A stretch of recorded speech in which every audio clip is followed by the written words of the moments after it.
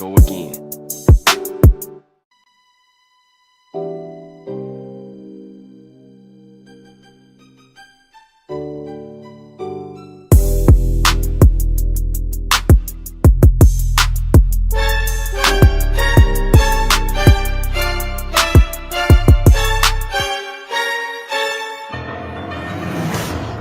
What it do, what it do, what it do, what it do, what it do, what it do, what it do, what it do, what it do, what it do, what it do. Should play upon the Ziggy2x.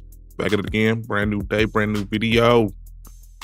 It is October 26th, Sunday. Sunday. Fun day. Football day. Uh-oh. I ain't put no parlays in. Forgive me, y'all. Forgive me. I ain't put no parlays in. That mean there ain't nothing on the Discord for the people that like to do the parlays with me. Everybody doing it today though, man. Everybody good. Everybody good. Hopefully everybody well rested. Blah, blah, blah, blah, blah, blah. Well rested. Hopefully everybody vibing, sliding, grooving and grooving. You know what I'm saying? Moving and grooving, grinding, sliding. We got a couple of cool videos today. Like I said that every day. But we got some thematics. Themes. Controversy. Who's selling it? Who ain't selling it? Who coming up off of it for free? That's what we got going on today. We got posthumous messages from people from beyond the grave that are starting to become true. 3 years after the death, Kevin Samuels. He said winter was coming, and he wasn't talking about the season. But anyways, we're gonna go on and get into the videos, man. You already know what I do, man. We don't play around too long, man. We just talk a little bit of shit, but we're gonna talk more shit in the middle of the video. You know what I mean? Today we're gonna probably be doing a lot more pausing, a lot more talking, because these things are interesting to me. Kidding. They are interesting, but they're not like to the point where it's like, you know what I mean? Let's go on and get into it though, man. We ain't playing around with these folks, man. Let's go on and get this money. Get this moolah.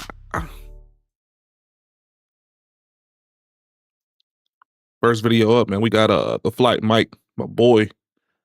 He said it's the NBA finish. We all know the letter of the law. Innocent till proven guilty. Let's go, Shaq. But usually when the FBI has something, they Big have Diesel. all these guys knew what was at stake. Shame that they put themselves and put the NBA in this position. Remember when I told you about the biggest gambling scandal in modern NBA history? The one where Hall of Fame coach Chauncey Billups and NBA player Terry Rozier got arrested by the FBI? Well, it gets so much worse. And I mean so much worse. Since we dropped that video, the FBI director himself has fired back at critics. We've gotten our hands on the actual federal indictment with details that are absolutely insane, and new information has come out suggesting the NBA knew about this for over a year and did nothing. We're talking about a potential cover-up at the highest levels of professional basketball. And here's the thing that nobody's talking about. When Chauncey Billups was arrested, he was wearing a brown Clutch sports hoodie. You know, the agency founded by LeBron James and Rich Paul. The same LeBron James whose name is all over this indictment because his former teammate Damon Jones was allegedly selling insider information about him. So real quick, this video is sponsored by Prize Picks. That was a troll. That was a troll. I like it. That was a good, clean troll too. That was a good, clean troll. He said, this video is brought to you by Prize Picks. I mean, that is a sponsor. But for it to be a gambling scandal. What's going on, everybody? Let's start with the fireworks. If you guys remember, originally Stephen A. Smith. Real quick. Am I tripping? Mike done grew this mustache weird. And now he looks like Caleb Hammer. I might be tripping.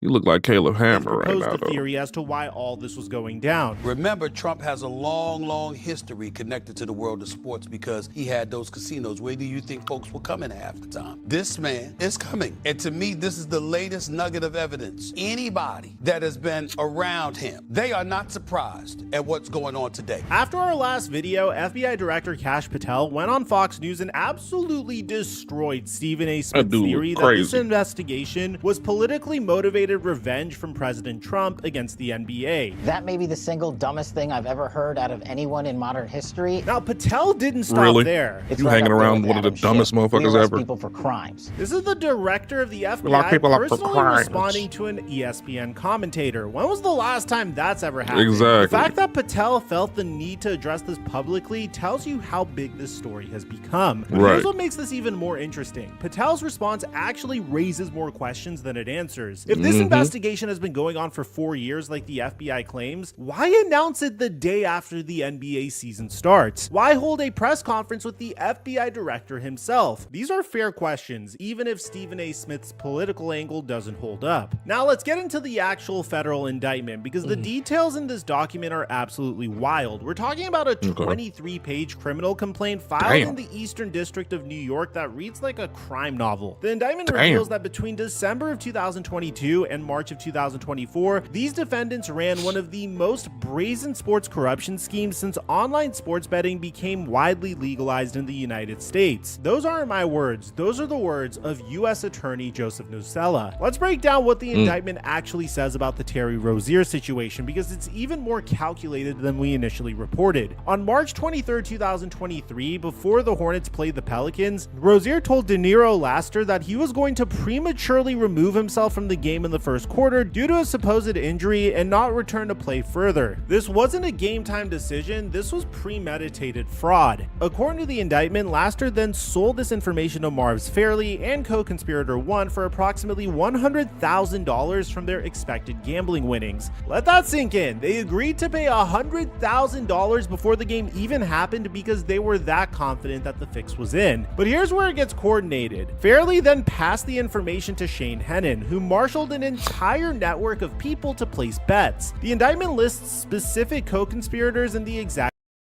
amounts they bet. Co-conspirator 2 placed approximately $107,000 in bets on Rozier's unders. Timothy McCormack and Long 5 Fam placed approximately $41,000 in bets. Co-conspirator 3 placed approximately $20,000. Co-conspirator 4 placed approximately $17,000. Co-conspirator 5 placed approximately $12,500. All of this happened before the game started. The indictment reveals that sportsbooks flagged the suspicious activity immediately, including 30 wagers in 46 minutes from one professional bettor totaling over $13,000, all on Rozier's unders. The betting got so suspicious that sportsbooks literally stopped accepting bets on him. But here's what's really disturbing. The indictment references 7 specific games between December of 2022 and March of 2024, where Rozier allegedly tipped people off about his availability. That means this wasn't a one-time thing. This was systematic. For over a year, Terry Rozier was allegedly manipulating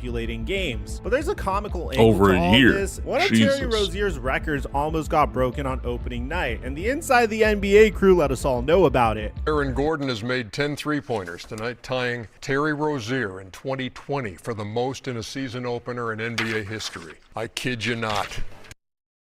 Now here's where the scandal becomes a cover-up. ESPN analyst Brian Windhorst dropped a bombshell. The sportsbooks caught it. They told the NBA right away, and guess what? The NBA, Rozier didn't play the rest of the season, and he had faked the injury, so it wasn't because of the injury. The NBA pulled him. Wait, what? The NBA pulled him? If the NBA knew about this back in March of 2023 and pulled Terry Rozier from playing, why did they publicly clear him? Why did they tell us there was no more wrongdoing? Another reporter elaborated, the NBA knew about the illegal gambling scheme and tried to sweep it under the rug by preventing Rozier from playing for the rest of the season without publicly disclosing the reason. This allowed Rozier to continue receiving his salary and avoid public scrutiny while the investigation was ongoing. Think about what this means Orleans. The Charlotte Hornets and the Miami Heat, who by the way traded for Rozier after the NBA allegedly knew about this, were operating with incomplete information. The fans buying tickets had no idea. The people betting on games had no idea. The Miami Heat had no idea. And Terry Rozier kept collecting his massive salary. One analyst put it perfectly. This is how bad the Rozier situation is. The NBA was alerted to suspicious activity involving Rozier on the night it happened. The Miami Heat were unaware of any suspicious investigation involving Rozier. The NBA felt no obligations to tell the Heat and other teams not to trade for Rozier. This is scummy work by the NBA and the Charlotte Hornets. Miami deserves their draft pick back. The Miami Heat traded for a player who is under FBI investigation for gambling fraud, and nobody told them. How is that even legal? How is that not a massive lawsuit waiting to happen? Now, here's where the story gets really controversial. It's only a lawsuit if you know you're getting fucked over. Because what we're learning about how the NBA handles gambling scandals might actually validate one of the biggest conspiracy theories in basketball history. Now, I'm just gonna go ahead and say this part of the video is a theory. In October of 1993, at the absolute peak of his powers, Michael Jordan shocked the world by retiring from basketball. I'm very solid with my decision of not to play the game of basketball in the NBA.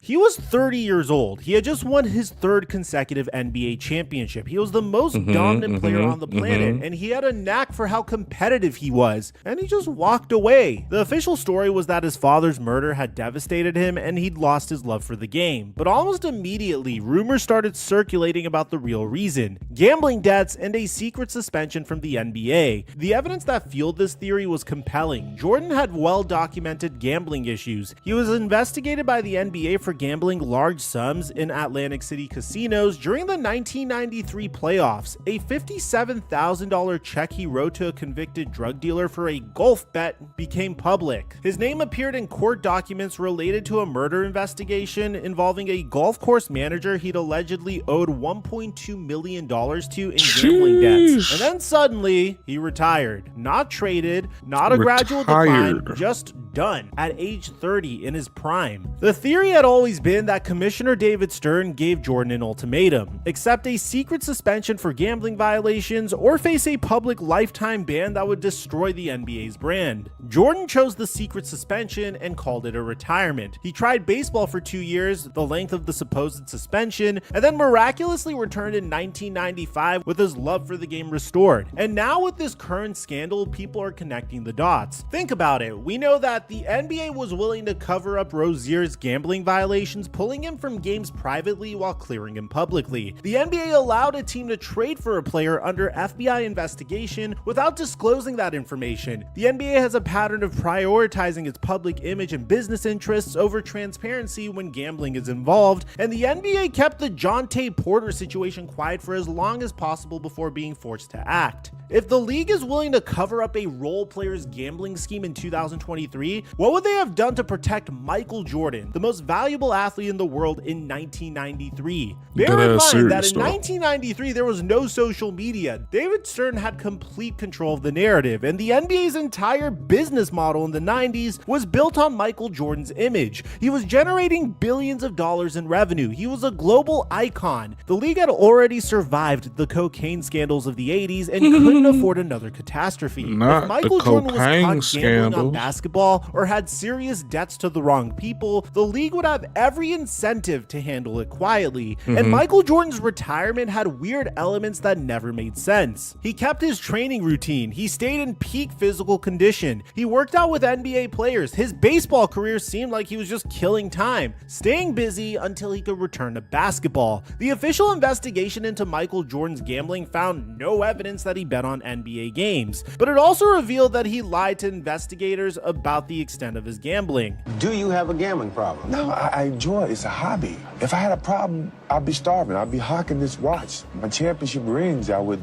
sell my house. I would do this. I do not have a problem. I enjoy gambling. Sound familiar? That's exactly what we're seeing now. Players and coaches lying about their involvement until the evidence becomes overwhelming. Now, let me be clear. This is still a theory. There's no definitive proof that Michael Jordan was secretly suspended. David Stern denied it. Michael Jordan denied it. The NBA denied it. And it's possible that Jordan was just heartbroken over his father's death and genuinely wanted to try baseball. But what this current scandal proves is that the NBA absolutely would cover up a major gambling violation if they thought it was in the league's best interest. They've done it with Terry Rozier. They allegedly try to do it with Jonte Porter. They have a track record of prioritizing business over transparency. So the question isn't, would the NBA lie about a gambling suspension? We know they would. The question is, did they do it with Michael Jordan? And in light of everything that we're learning, that theory proves to be more plausible than it did a month ago.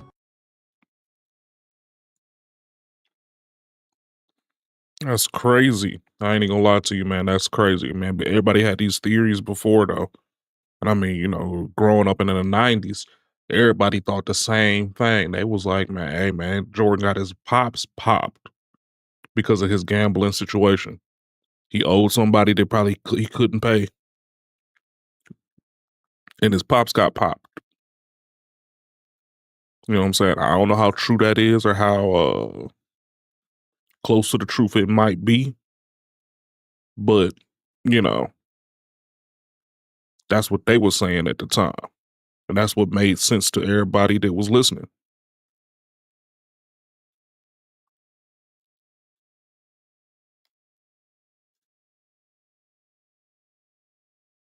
Because the indictment reveals his role was even more sinister than we initially reported. According to federal prosecutors, Billups was used as a face card, a recognizable name to attract wealthy victims who wanted to play poker with an NBA legend, which, by the way, is very similar to what Kevin Garnett did, but there's a huge difference, and we're going to talk about that in a minute. Now, bear in mind, these weren't fair games. These were elaborately rigged operations backed by 4 major crime families: the Bonanno, Gambino, Genovese, and Lucchese families. The indictment describes the sophistication of the cheating: altered shuffling machines that could read card order, poker chip trays with hidden cameras, special contact lenses that could read pre-marked cards, as you see in front of you, and x-ray poker tables that could read cards face down. They even had an offside quarterback who would receive the card information and relay it to the players at the table via hidden devices. Victims lost at least $7 million. One person lost $1.8 million in these rigged games. But here's the detail that's got social media exploding. When Billups was arrested, he was wearing a Clutch Sports hoodie. For those of you guys who don't know, Clutch Sports is the agency founded by LeBron James and Rich Paul. They represent some of the biggest names in basketball. One person on X said it perfectly: Chauncey Billups wore a Dookie Brown Clutch Sports hoodie to his federal court appearance. This is a bat signal for LeBron and Clutch Sports. Chauncey is telling them, y'all better get me out of here or I'm snitching. Now, that could just be a theory as well. Is Billups sending a message? Is he saying, I know things about your organization and you better help me? Because that's certainly what it looks like. And given that Damon Jones, who's also charged in this case, was allegedly selling insider information about LeBron James, this connection becomes even more interesting. Let's dig deeper into the Damon Jones situation, because the indictment reveals that LeBron James was completely betrayed by someone he trusted. The indictment describes Jones as an unofficial assistant coach on the Los Angeles Lakers during the 2022-23 season, who had access to non-public information, including medical information that had not been released to the public. Here's the specific incident that's in the federal indictment. On February 9th, 2023, 2 days after LeBron broke Kareem's all-time scoring record, Jones texted co-conspirator 9, "Get a big bet on Milwaukee tonight before the information is out. Player 3 is out tonight. Bet enough so D Jones can eat now." Player 3 is LeBron James. The indictment confirms that at the time, Jones provided this non-public information about player 3 to co-conspirator 9, and player 3 was not ruled out on the NBA's injury report for the February 9th game. The indictment mentions another incident on January 15, 2024, where Jones claimed he learned from the Lakers trainer that another top Lakers player was injured and would play limited minutes. Jones sold this information for $2,500 to Marvis Fairley, who then placed a $100,000 bet on the Lakers. Think about the violation of trust here. These trainers, these coaches, these support staff, they have access to the most private medical information about players. They know about injuries before anybody else. They know about family issues, about personal struggles, about everything. And someone was selling that information to gamblers. Now here's where things get interesting. The indictment mentions co-conspirator 8, which is described as a resident of Oregon. Co-conspirator 8 was an NBA player from approximately 1997 through 2014, and an NBA coach since at least 2021. Who's an NBA coach in Oregon who played from 1997 through 2014? Well, that description matches Chauncey Billups perfectly. He's the Portland Trailblazers head coach. He played from 1997 to 2014, and he lives in Oregon. The indictment details how co-conspirator 8 provided Eric Ernest with insider information about the Portland Trailblazers tanking games and sitting star players before that information was public. Ernest then sold that information to Marv Fairley, who placed massive bets against the Portland Trailblazers. On March 24, 2023, the Trailblazers played the Chicago Bulls. According to the indictment, co-conspirator 8 told Ernest before the news was public that several of the Blazers' best players wouldn't be playing. This information allowed Fairley, Hennon, and their network to place over $100,000 in bets against Portland before the injury report was released. If co-conspirator 8 is Chauncey Billups, then he wasn't just involved in rigged poker games. He was allegedly providing inside information about his own team to gamblers. As a head coach, that's a level of corruption that's almost hard to comprehend. And just when you think this story can't get any crazier, there's now multiple reports that indicate that Kevin Garnett was among former NBA players who participated in these private poker games. KG is a Hall of Famer, one of the greatest players of all time. Without a doubt, a top 3 power forward of all time, and you can make a very reasonable argument that he is one of the top power forwards in NBA history. I'm good too, man. Good. Well rested. He was allegedly playing in poker games that were part of this investigation called Operation Royal Flush. Now, to be clear, we don't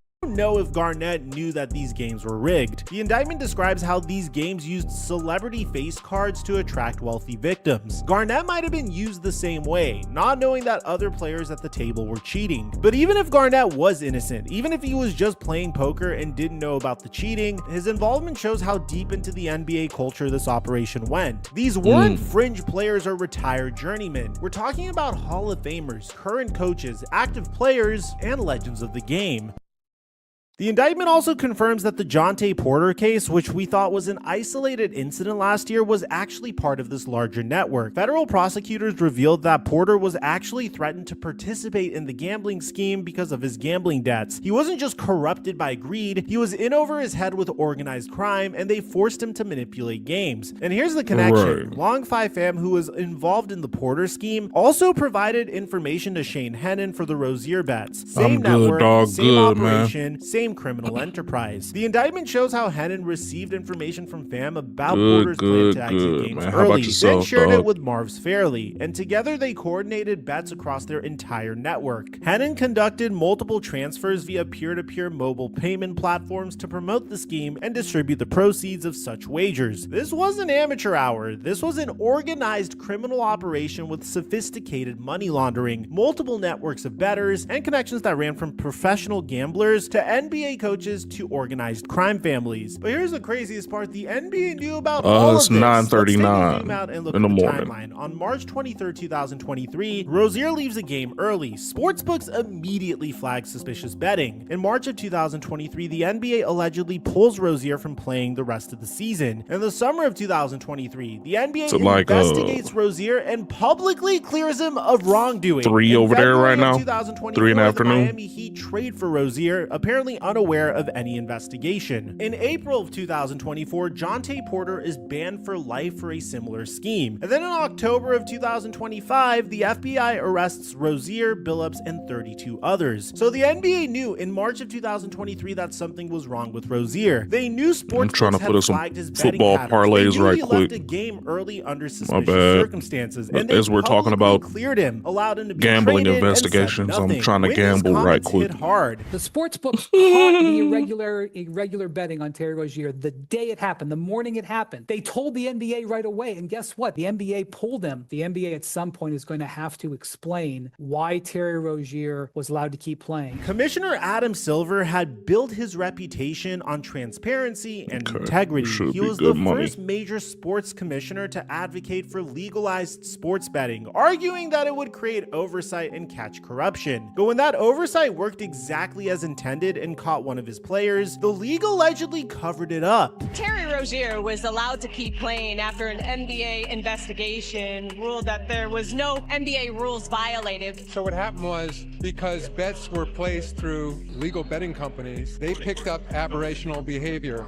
around a particular game. Yeah, I saw that. I saw that. Brought to our attention by the regulators and the betting Beautiful companies. shit. We then looked into that situation. We frankly couldn't find anything, and we ultimately concluded. I used to really be a big fan of the Magic, but that aberrational behavior. that was a long time ago. Indictment, Billups and Rozier are both charged with conspiracy to commit wire fraud and conspiracy. Yeah, the Hawks got their socks blew off. I was watching that game a little bit. Maximum sentence of 20 years in prison. Money laundering can add another 20 years. The indictment also includes forfeiture allegations. The government wants to seize any property, real or personal, constituting or derived from proceeds obtained directly or indirectly from these crimes. Rozier posted his $6 million Florida property as collateral and was released from custody. He walked out of court in handcuffs and shackles wearing a Charlotte Hornets hoodie, an image that's now iconic. Billups was arraigned in Portland. Damon Jones was arrested in Las Vegas. All three are on immediate leave from the NBA. But remember what Commissioner Tisch said. As the NBA season tips off, his career is already benched, not for injury, but for integrity. And here's what really keeps me up at night about this story. Who else is involved? The a lot of people, probably. 9 unnamed co-conspirators. Co-conspirator 1 is described as at times an NBA player who's a resident of Florida. Who is that? Co-conspirator 8 appears to be Chauncey Billups based on the description. Who are the other 7? The FBI says this investigation is ongoing. They arrested 34 people, but 13 of those are members of organized crime families. That leaves 21 people connected to sports betting, NBA information, and this fraudulent scheme. We know about Rozier, Billups, Jones, Laster, Hennon, Fairley, Ernest, and Jonte Porter. That's 8. Where are the other 13? And here's the really scary question. How many games were affected that we don't know about? The indictment references 7 specific games involving Rozier between December of 2022 and March of 2024. It mentions the Portland Trailblazers games. It mentions the Lakers games. It mentions the Raptors games with Jonte Porter, but those are just the ones where the FBI had enough evidence to include in the indictment. How many other games had suspicious betting patterns that didn't quite reach the threshold for prosecution? How many other players were tipping off information to friends and family? How many other coaches were selling insider information? Every weird rotation decision, every unexpected injury, every bizarre coaching choice over the past few years, we're all going to look at those differently now. And let's address the elephant in the room. LeBron James is not accused of any wrongdoing. Let me make that absolutely clear. But his name is all over this case because of the people around him. Damon Jones, his former teammate and friend who had access to Lakers facilities, was allegedly selling information about LeBron's injury status to gamblers. Has the cheapest rents. Like, how much would I pay per month for a 1-bedroom studio? For years and is now charged in this case. If I'm not mistaken, I want to say either Mississippi or Alabama, but I don't really think you want to live there. It's very old, I would say. It's old. Like, yeah.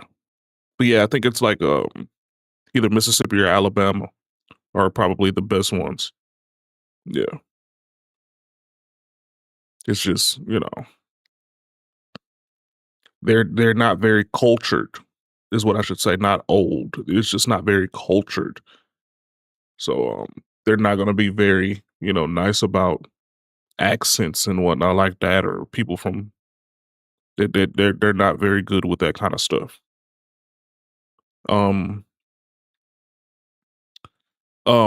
Out here where I live too, around Atlanta, it's not terrible. It's pretty bad though. It's getting pretty expensive, but it's not terrible. There's also a couple other places like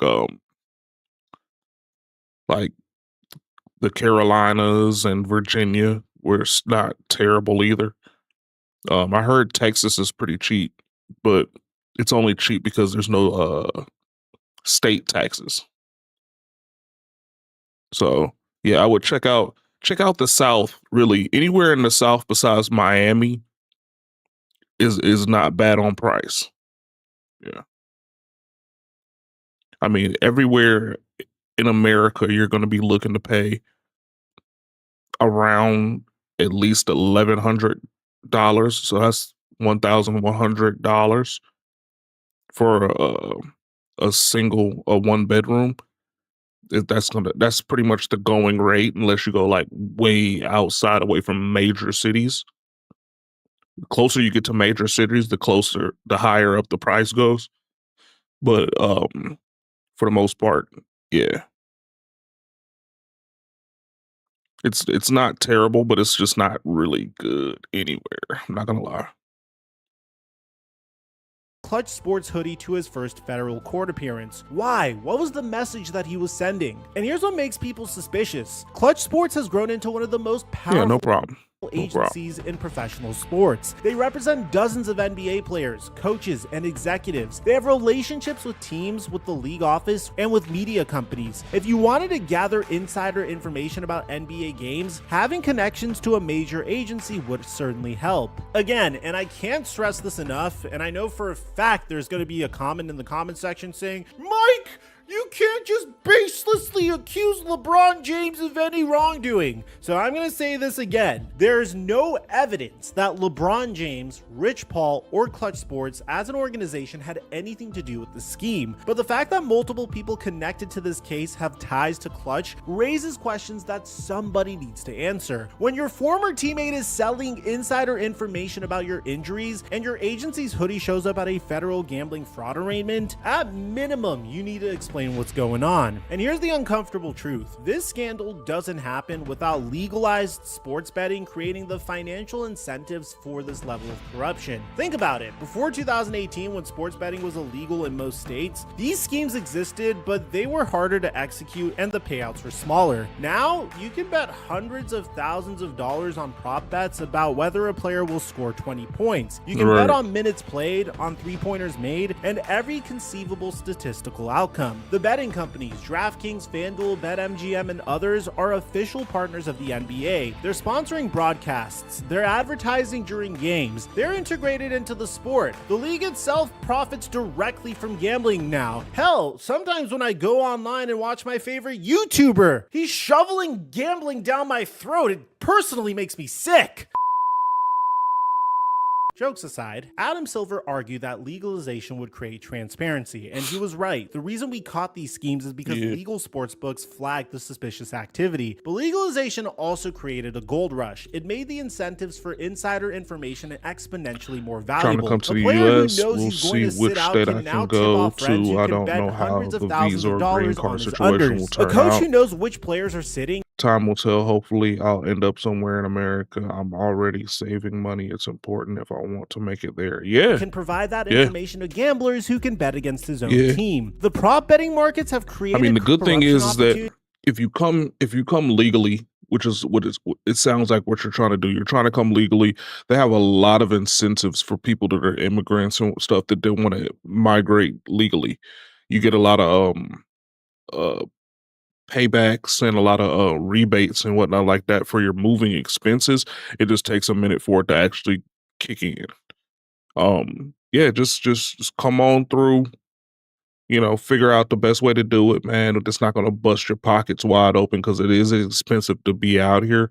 But, for the most part, like all you really got to do is just once you get out here and figure it out, just start, making sure that you spend a lot of time with I think they pair you up with somebody that helps out with the legalization process. Just make sure you spend a lot of time with your representative and you'll be good, man.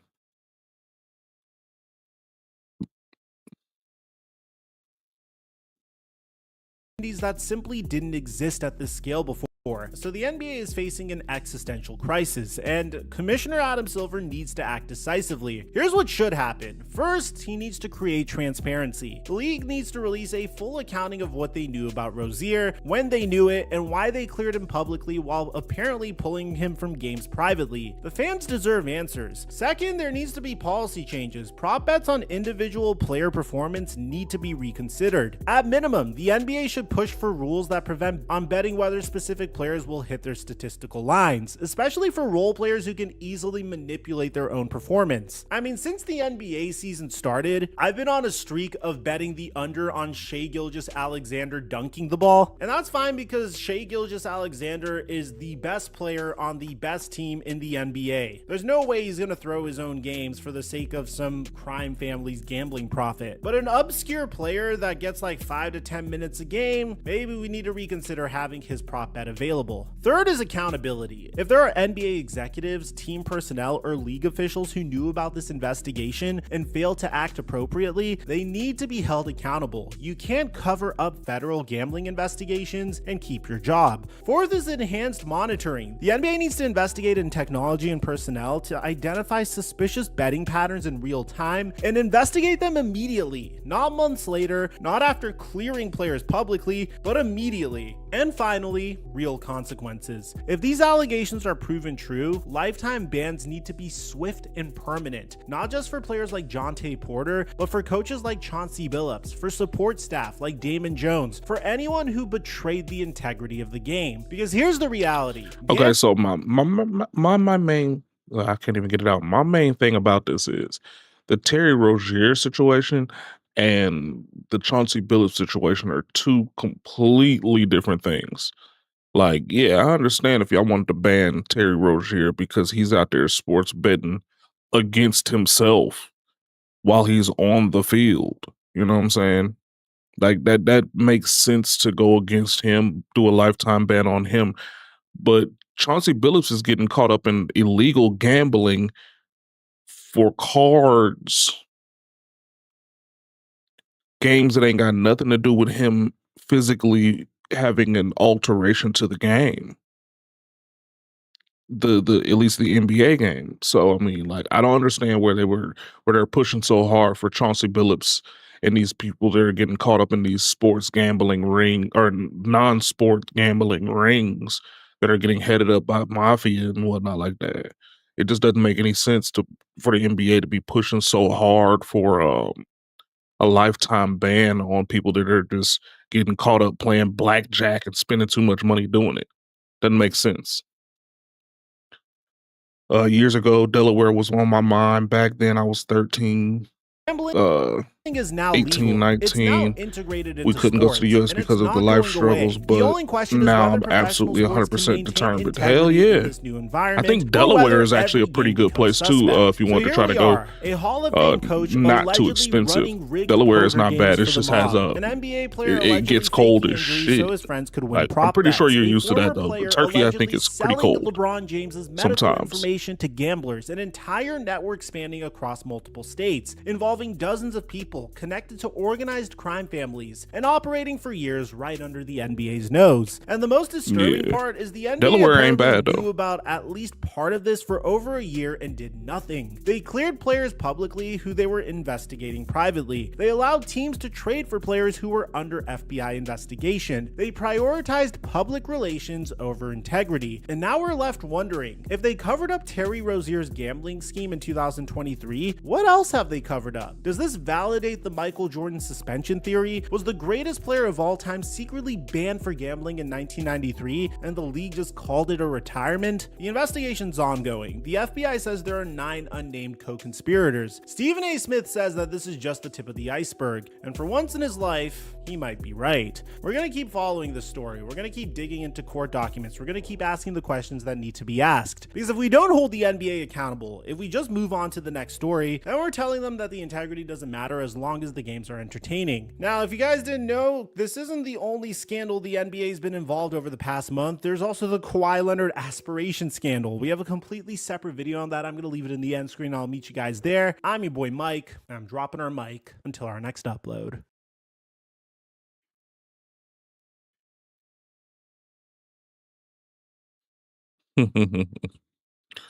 Right now, I don't care which state it is. I'll take any spot, any state in the United States is better than anywhere in Turkey, even in every way. Hey, I respect it, man. I respect it. And when winter comes, it does Yeah, man. not. Come And on this is through, going to man. be. Come This is on not down, just the man. winter. We are heading into what I'm going to call the long night. It's not going to just be 6 months. We're talking Definitely about a a place of global opportunity. I reset tell you for that the much. world. It's a If you lot of receive SNAP opportunity benefits here. or food stamp, you need to pay attention closely because this is just breaking news coming out that starting November, I mean, you probably are not. As you're gonna see in this video coming up, man, and in the next couple videos I have up here, man, we are technically like in the middle of a government shutdown, and basically a miniature recession is starting up. So it's terrible for making money.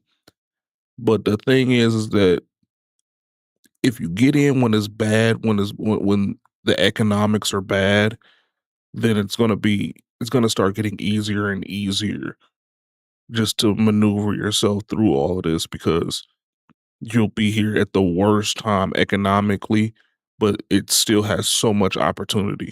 There's so much opportunity.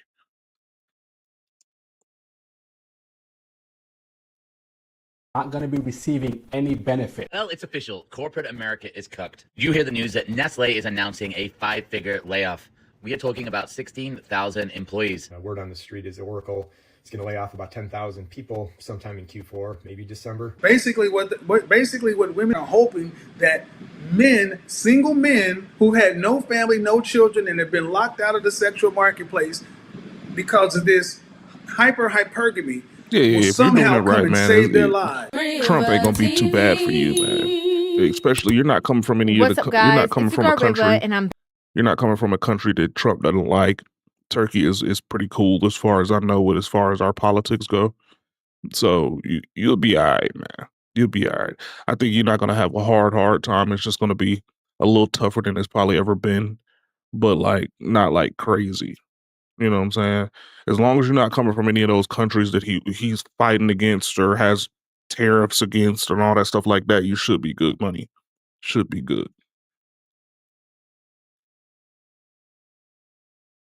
back again with another video.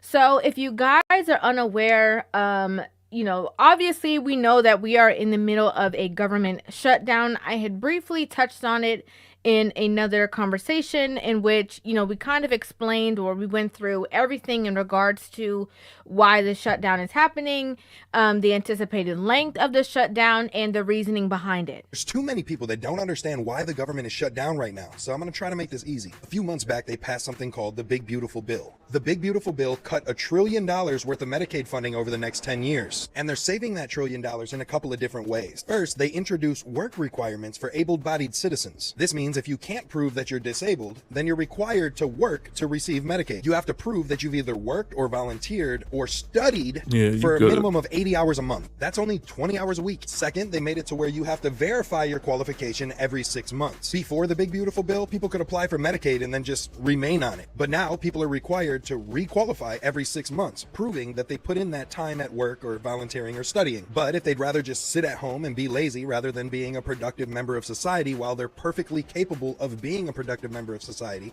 then they'll lose their benefits. And that's how it saves the government money for healthcare to be used towards people that actually need it. So that's the first way that the Big Beautiful Bill is working towards saving $1 trillion over the next 10 years. The second way is a little more difficult to explain, and it involves the hospital, the state, and the federal government. But here's a summary of how it works. A patient goes to the hospital, receives their services, and then pays their bill. When the patient pays that bill, they're not only paying the bill, but they're also paying a tax. That tax goes to the state, and the state puts it in a Medicaid fund.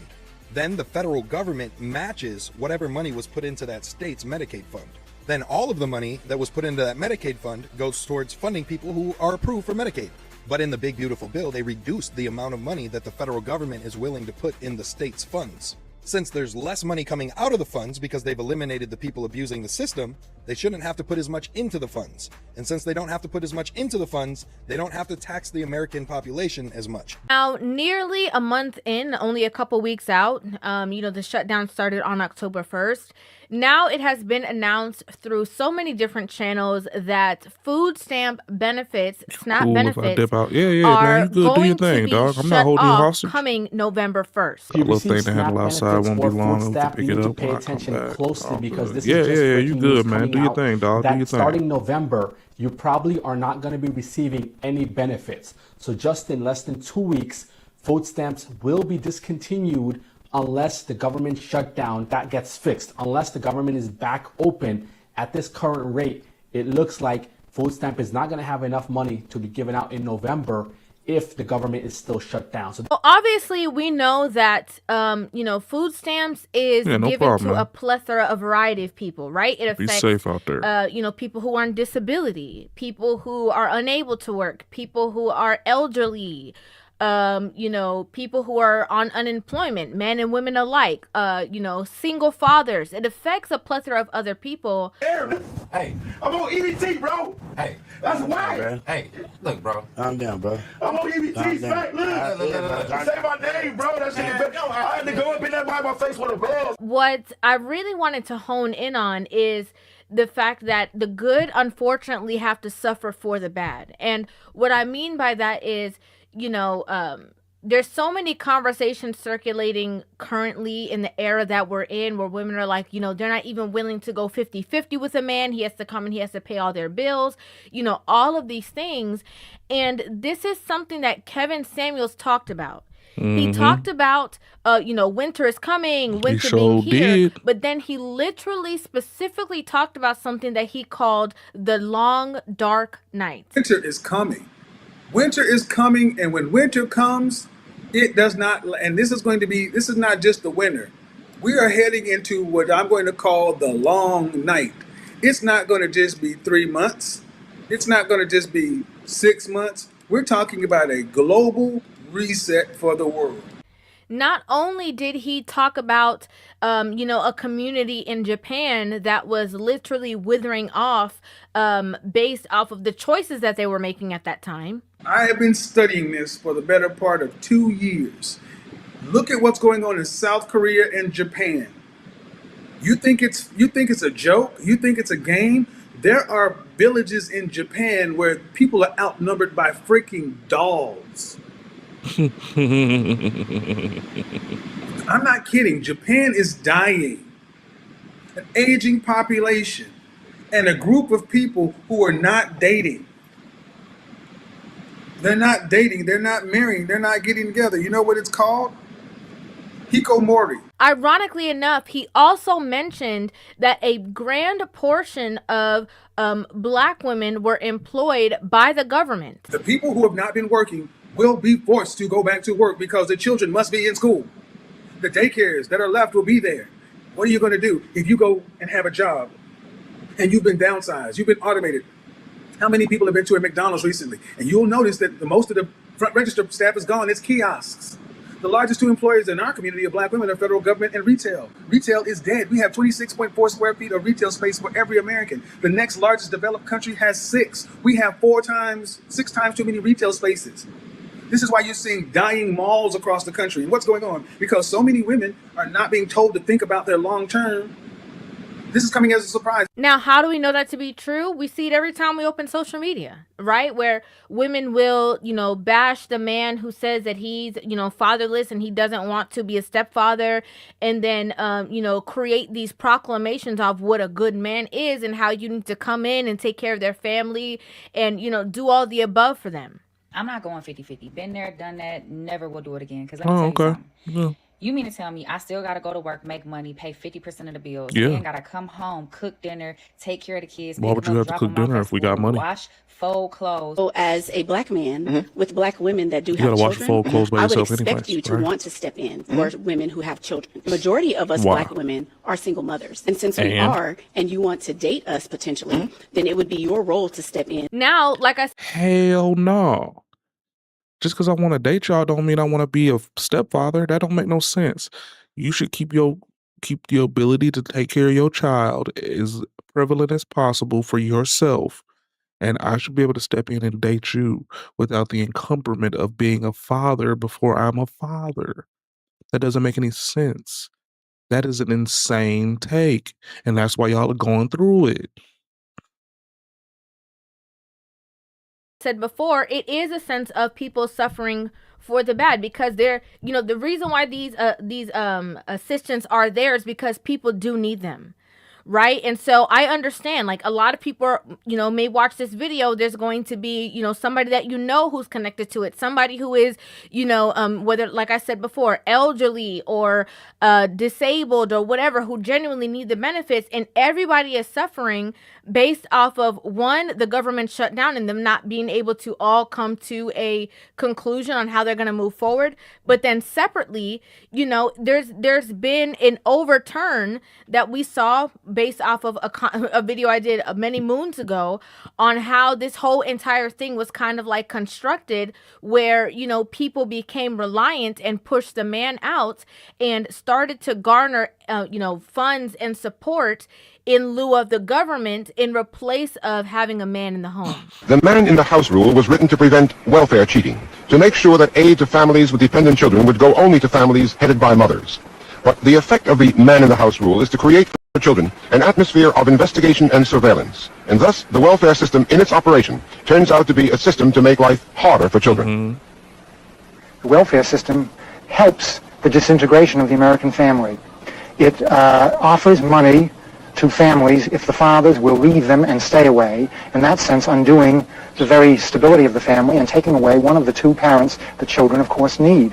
And what I have seen, I'm afraid to say, all over the country is that the legal system works against the best kind of home for these children. Now, to be clear, I actually like to steer clear of these conversations, anything in regards to politics, because I don't know if you guys are aware, but I'm very aware of the pipeline, right?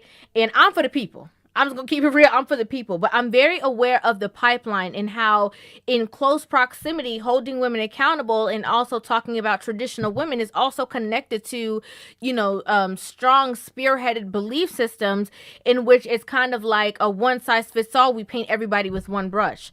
Hence why I keep mentioning the fact that this is going to affect a lot of people, not just the women who push the men out, and not just the women who have been supported from the system and have relied on, the system to pretty much be in charge of finance and raise their kids. Not just that, it's going to affect a lot of other people. And it's so crazy because this is happening right before the biggest food holiday, right? Like, the holiday created called Thanksgiving is now going to be, a very touchy situation for a lot of people. A lot of people. And then it's also going to affect the economy in a certain way, because a lot of people are not, going to be able to go to grocery stores and buy food and stuff like that. And so that's going to have an effect on everyone. It's going to lead to possible inflation in the long run because of the turn that they need to make, and that, they are dependent on making certain amounts of money. It's really a mess. It really is. But again, I wanted to mention that, like we said before, that for all of the women who talked about for a long time before, they thought that winter is coming was a farce. They thought that, it would never affect me. Who cares? I don't care about all these things that you guys are saying. I don't need a man. I could do battle by myself.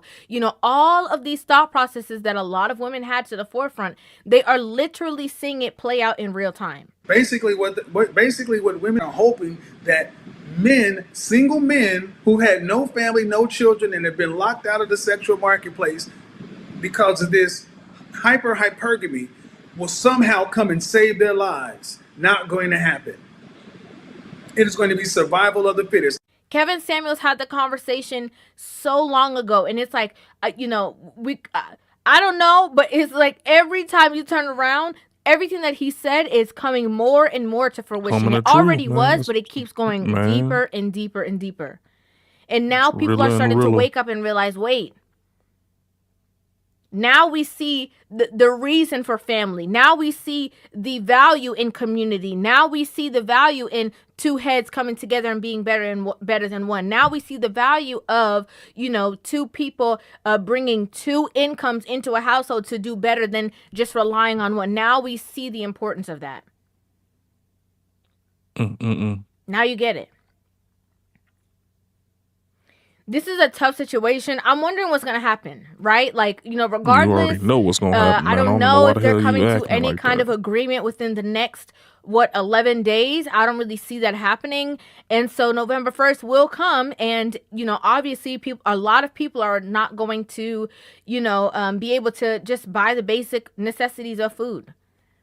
And the way how I see this stuff going, it seems like the government shut down. A lot of people lost their jobs. I don't know if them jobs are going to reopen. Because if they're learning to function without you, then maybe they're going to create different, you know, spaces where they won't need to do that. And then it's like the worst timing, too, because this job market is declining. You know, there's so many stories of different companies laying off workers. And so it's not even like a place where people can even turn and say, oh, you know, people should just get a job. What job? What job? Well, it's official. Corporate America is cooked. You hear the news that Nestle is announcing a 5-figure layoff. We are talking about 16,000 employees. This is coming under the new CEO who is laying off people in the name of automation, restructuring, using AI and automation to replace people. But that's not what's most concerning. What's most concerning is Nestle just had record-breaking profits. So they're making a ton of money. They're doing really, really well. But for 16,000 people who are going to be replaced by technology, they wouldn't have even seen this coming. They helped the company become profitable. They helped the company do well, and they are rewarded by losing their jobs to automation and technology. Well, it appears that the profit over people playbook in big corporate's about to strike again. Word on the street is Oracle is going to lay off about 10,000 people sometime in Q4, maybe December, after laying off 3,000 quietly earlier this year. All coming after record-breaking stock performance as well as financial performance. Net revenue, net profit, everything is up. I believe the quote I saw somewhere is Oracle is demonstrating exceptional financial strength with robust revenue growth. So what better time to lay off 10,000 people and disrupt their lives? This is a big deal. You know, I'd like to know you guys' thoughts on this entire situation in the comment section. You know, if you know people who are going to be affected, if you're going to be affected, you know, if just your thoughts on this entire situation. And, you know, I keep saying on a consistent basis, like I said before, that Kevin Samuels keeps being proven right over and over again. And it's the truth. It's the truth. I'd like to know your thoughts, like I said, in the comment section down below. Make sure you guys hit that subscribe button and give this video a thumbs up. And I will see you guys in the next one. Love you. River TV.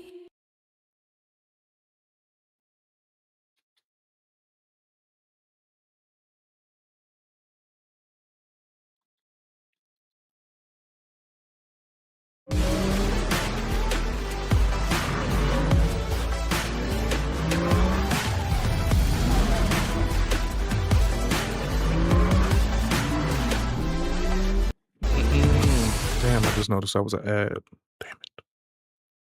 This morning, concerns that Amazon, the second largest private employer in the country, is planning one of the biggest workplace transformations in modern history.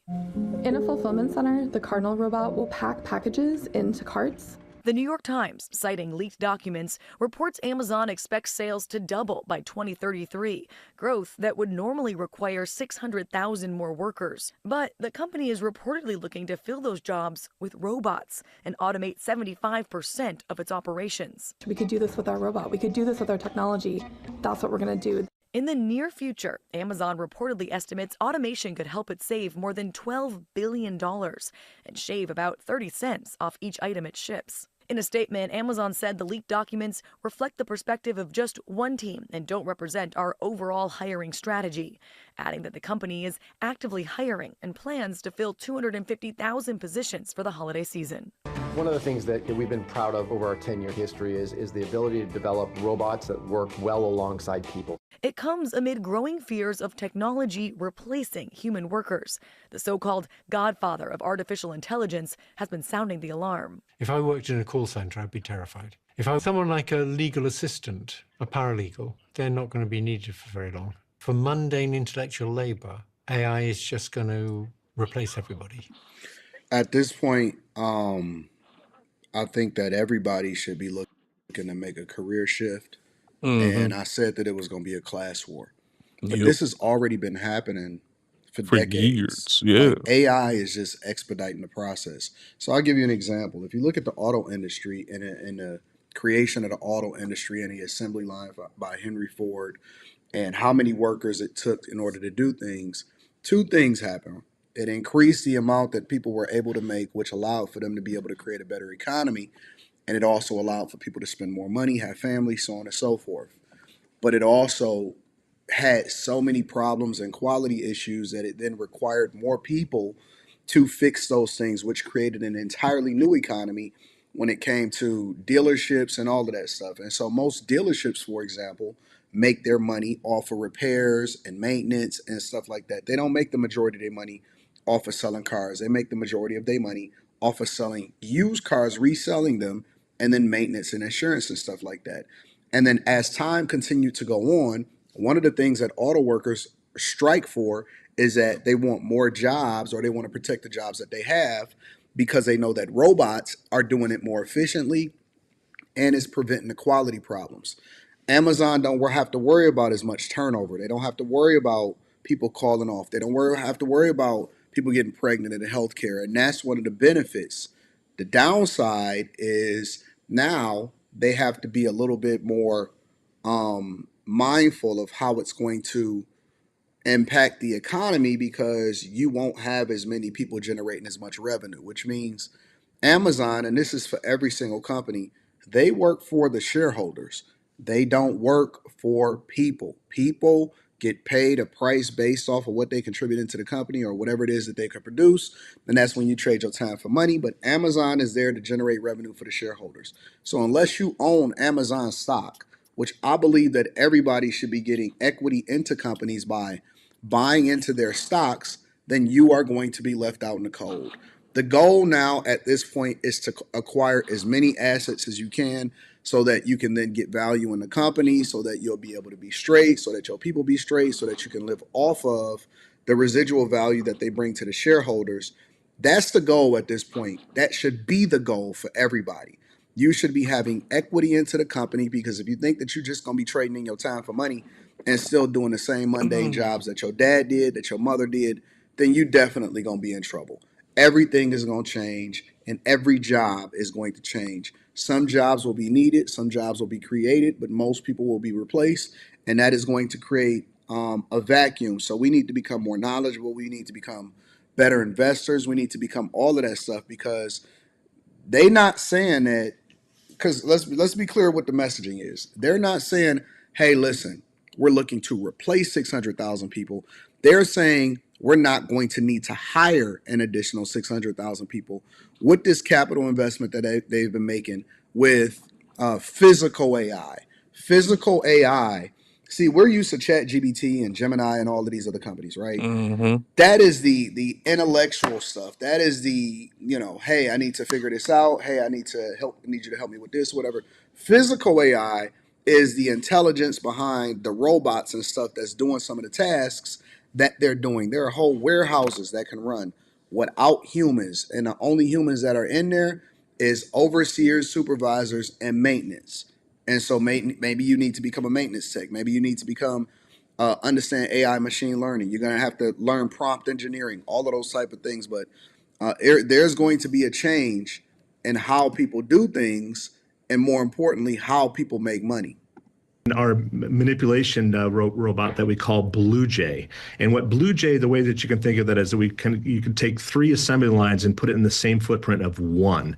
What it does is help eliminate the menial, the mundane, and the repetitive. And it could pick more than 75% of the inventory that we actually sell in our sortable network, which is a really big deal. I'm really proud of that. And I'll also say there's just something interesting about Blue Jay as well, as compared to our other bird manipulation systems. It's cool. Cardinal, Sparrow, and Robin. in. It took us about 3 years to kind of design, deploy, and get out to our frontline employees. We have actually done Blue Jay with the power of AI in just over a year. So it's really had accelerated the pace of innovation. I think when a lot of people think about Amazon and robots, I just want to jump in because we don't have a ton of time, but we'll get to some of the other announcements. They think about the Kiva Systems robots, the big acquisition at the time, 2012. That was a big acquisition for Amazon, and they've seen pictures of the way that those can move large loads of things across warehouses. But if you were to go into a state-of-the-art Amazon warehouse today, what would you see that's in addition to those Kiva robots? Yeah, in addition to the world's first goods-to-person fulfillment strategy, which was just a really good idea, where we have more than 1 million robots that we manufacture actually in Massachusetts doing that job every day, you're going to see more of the unstructured fields, right? So you're going to see green robot that we call Proteus that can move big cargoes of packages to the right dock at the right time. You're going to see many more manipulation systems that we have in there, eliminating kind of the repetitive motions that we have. No one wants to lift a 50-pound box all day. Robin does that. Cardinal does that, moving it into some of these Proteus-bound carts that we have. You're going to see much more collaborative robotics, right? So that's where we build our robotic systems to enable people, to augment what people are capable of. And we really believe in the philosophy of people and machines working together. How can we build a tool set that enables our employees to do their job not only more efficiently, but also with better safety in mind? All right. They're going to keep pitching you guys on this whole narrative of, how can we get humans and robots to work together? Never will you ever see them say, hey, we're looking to not have the additional costs, and we've been investing billions and billions and literally maybe tens, even hundreds of billions of dollars to try to scale this thing up so that, we won't need as many people doing the things that we don't want to do. They're not going to have that conversation. They're going to just continue to sell you on the idea that, robots and humans can work together. There's going to be additional jobs. And that's true to an extent. But for the most part, they don't want to have to deal with some of the things that they deal with on a daily basis. And, this is the stuff that people say that, people don't want to do. Oh, we don't want to do those type of jobs. Okay, Amazon hears you loud and clear. And it's not just Amazon that hears you. It's every company hears you loud and clear. They know you don't want to do certain jobs. They know you're going to call off. They know it's going to be high turnover over here. They have the data, insight, information, and they got the infrastructure. And so now that we know that, we're going to have to make more informed decisions on the things that we push our children and even ourselves to get into as people that are investing in our future. Let me know what y'all think inside of the comments. Make sure y'all tap into the Winter Patreon. is coming. Link is in the description. Teach Hanley, 40% off your first order, 20% off for life. I love you. I appreciate you. I'm going to holler at you guys later. Peace.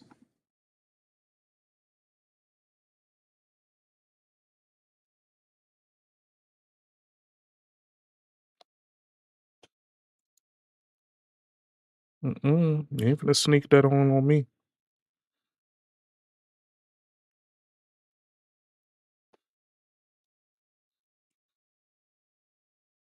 Winter So is breaking coming. news, guys. Beginning of October 2025, they are going to be sending out letters letting you know that you have about 60 to 90 days to evacuate. DC Housing Authority is on notice. Says we're demanding all citizenship information for residents. We're telling the same to more than 3,000 public housing authorities across the country. Taxpayer-funded vacation is over. Basically saying that you have to be an American citizen to get Section 8. But it's not just that. It seems like Section 8 is also getting sweeping changes. And the Trump administration and basically a lot of people in the government just want some changes in Section 8. They're like, you can stay here for 2 years, save some money, but you have to move out, especially if you're able-bodied. Okay, if you literally cannot work, or if you're like too old to work, the changes don't affect these people. And it's fine, they can stay there as long as they need, because they actually need Section 8. But the majority of people don't need Section 8. Okay, they could literally work. Okay, right now there's interest rate cuts. The job market is slowly getting a little bit better, but not that much. But I mean, you can at least get a retail job here and there. There's a lot of people in the comment sections on X and other social media platforms saying that they literally work all day, like multiple hours overtime just to afford rent and food. And then you got people who literally don't work at all, and they're basically getting $3,500 per month units in New York City for free. What in the world is going on here? Okay, some people also say that Section 8 is for American citizens only. And right now, 1.4 million of the nation's poorest renters are at risk losing their homes with Trump's proposed plan. They want to cut like 50% of Section 8, okay? And basically only reserving it for people who are actually need it, or reserve for people for 2 years, get it back on their feet, and that's it. Let's see what happens next, okay? Because there's already a lot of people coming out, talking about how Section 8 should definitely just be a stepping stool, and you should not be able to just simply live on it. This lady says, my landlord has showed up to tell me Section 8 is not paying for my June rent. So now I got 24 hours to come up with $1,100 to pay for this roof over my head. This is so unfair. And a lot of comments are like, how about you just go work, basically, if you look at some of the TikTok comments here and there. And check out some of these videos on Section 8. So you're going to give stay-at-home moms $75,000 annually to stay at home, but you just passed a bill to essentially take away Section 8, EBT, food stamps, cash assistance, any type of welfare, unless you are working. So, are you going to pay for my child care then?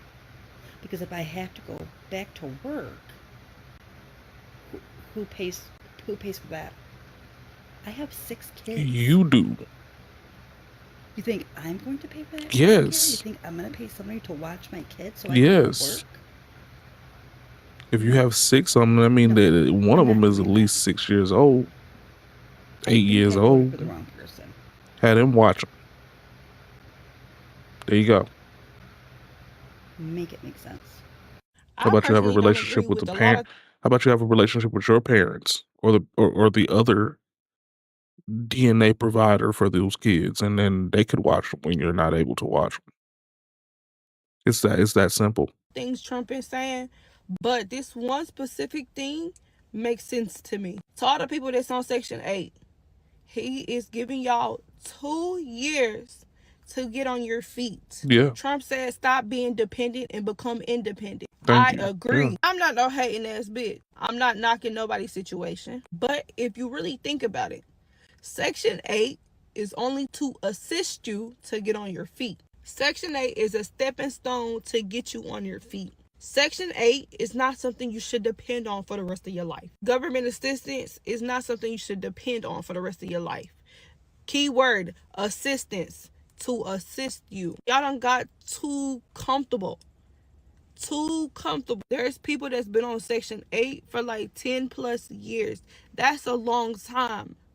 Within that amount of time, you should have a lot of money saved up in your bank account, in your savings account. Y'all too busy buying the newest shoes, buying the hottest cars, trying to keep up with the trend, buying designer purses, buying designer clothes, but you're in public housing. If you can buy designers, you can pay your house rent without assistance. Let that sink in. If you can buy designers, you can pay your house rent without assistance. I mean, I get it. There's a lot of single mothers out here also that need those type of assistance. No, but if you're just comfortably living off Section 8 and don't care, that's crazy to me. That's the reason why nobody else can get in, because y'all be on Section 8 for years. Y'all not thinking outside the box. Y'all being so dependent. Stop being so dependent and let's become independent. The government just got shut down today. This is something that happens at the end of the fiscal year if there is no agreement on what the government's going to do with their funding. And right now that's happening because there's a disagreement between the Democrats and the Republicans. So a lot of people are asking, well, now that the government is shut down, what does that mean for Section 8 funding? The thing about a government shutdown is there's good news and there's bad news. The bad news is that if you're working for a non-essential part of the government funding, like something for museums or national parks, you might be losing your job until the government comes back without getting paid. But the good news is the essential programs like military aid or Social Security or, you guessed it, Section 8 will continue to get funded. So for me and all the other people out there as Section 8 landlords, you will continue to be getting your rents every first of the month from the U.S. government, even though there's a government shutdown. Meaning today, on October 1st, I'll be collecting over $150,000 from the U.S. government to pay for my penthouse. And if you want to learn exactly how to buy your first Section 8 rental property with less than $10,000 in the next 45 days, this Thursday, aka tomorrow, I am doing a completely free live training on exactly how to do this from start to finish. Make sure to enroll in that because spots are limited. The link is in the bio. Imagine that you've been on the system all your adult life, okay? And you've been able to pay low rent, like $2 rent in the beginning. Then it might have went up to $50, something like that. But now you ain't gonna be able to be paying that low rent like that no more because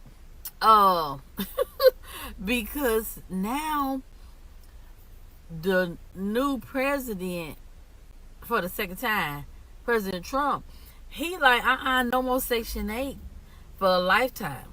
Because some people have had Section 8 for a lifetime. Yeah, a lifetime. And they used to be you could pass it down a long time ago. And then it be passed down and all that. Trump said no more. They really giving notice. They're really sending notices to people about this Section 8 that they got 2 years. They really, really got 2 years. I was like, for real? One girl that I know got her notice. They said 2 years, baby, you out of here. So, y'all, Section 8 is not the Section 8 that it has been ever since it's been a long, long time. So, yeah, y'all getting them letters. Sorry, y'all. Sorry. Okay, listen up, guys.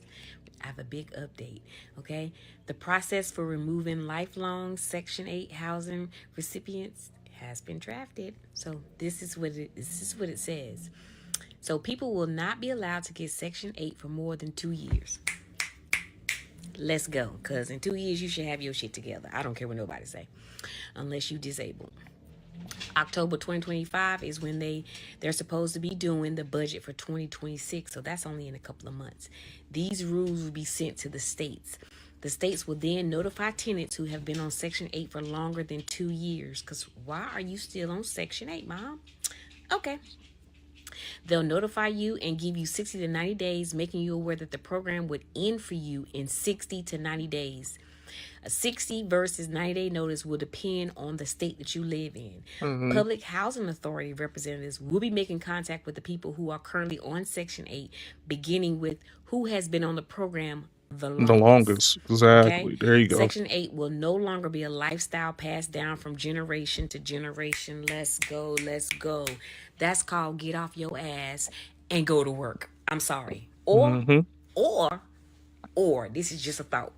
Stop having kids that you can't afford to take care of and wanting somebody else in the government to help you take care of your kids, okay?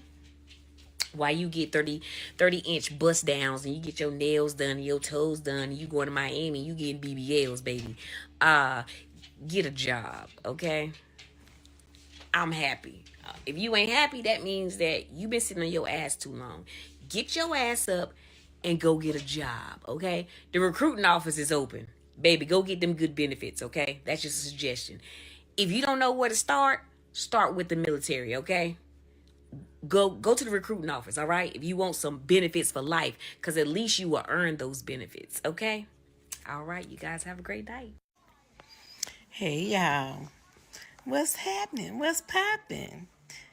So, I was just sitting here thinking about while I watched this football game. You know, I'm a football girl. But I was just thinking about, I saw something that Donald Trump was going to kind of put a hold on, or, well, it's not an executive order, but for Section 8, that people can only be on Section 8 for like 2 years. But I guess it haven't like passed or anything like that.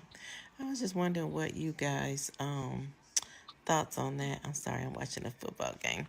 What your thoughts is on that, because I know, like, for me, you know, I've been married for a long time, but I was on government assistance for a little while, for like 10 years. No, I take that back. 10 months. For 10 months, and then I went in the military. And then I was on it another time for like 2 months. So I never been on government assistance longer than a year total. So in a way, I kind of agree that, you know, government assistance should only be like temporary, because when people are on government assistance for a long period of time, I think people have a tendency to be lazy and not want to work. But who am I to talk about being lazy? Because I don't work. But I did work for a long time. I'm just not working now. But anyway, I was just wondering what you guys think about that. I mean, you think that people should only get Section 8 for 2 years? I mean, it might not be a good thing, because you got a lot of single moms that can't afford rent. And that's going to put people in a situation where these single moms they won't have a roof over their head for their babies. I just wonder what y'all think about all of that. Tell me what you think. Okay. I never came on here to try to convince anybody about how Section 8 really worked. I was just letting you know, by me used to be on Section 8, I honestly know how the program works. All you motherfuckers keep saying, get a job, they lazy. You motherfuckers don't know shit. It was some bald head bitch down my timeline talking about some, now I can be able to get some, let me get on this gravy train. Y'all think it's the motherfucking gravy train, but Section 8 is not a gravy train. The more you make, the more the fuck you're gonna pay. And I'm not trying to hear her language. Bitch, fuck you. You heard that language. Again, let me repeat it for the people in the back. Section 8 goes off 30% of your income.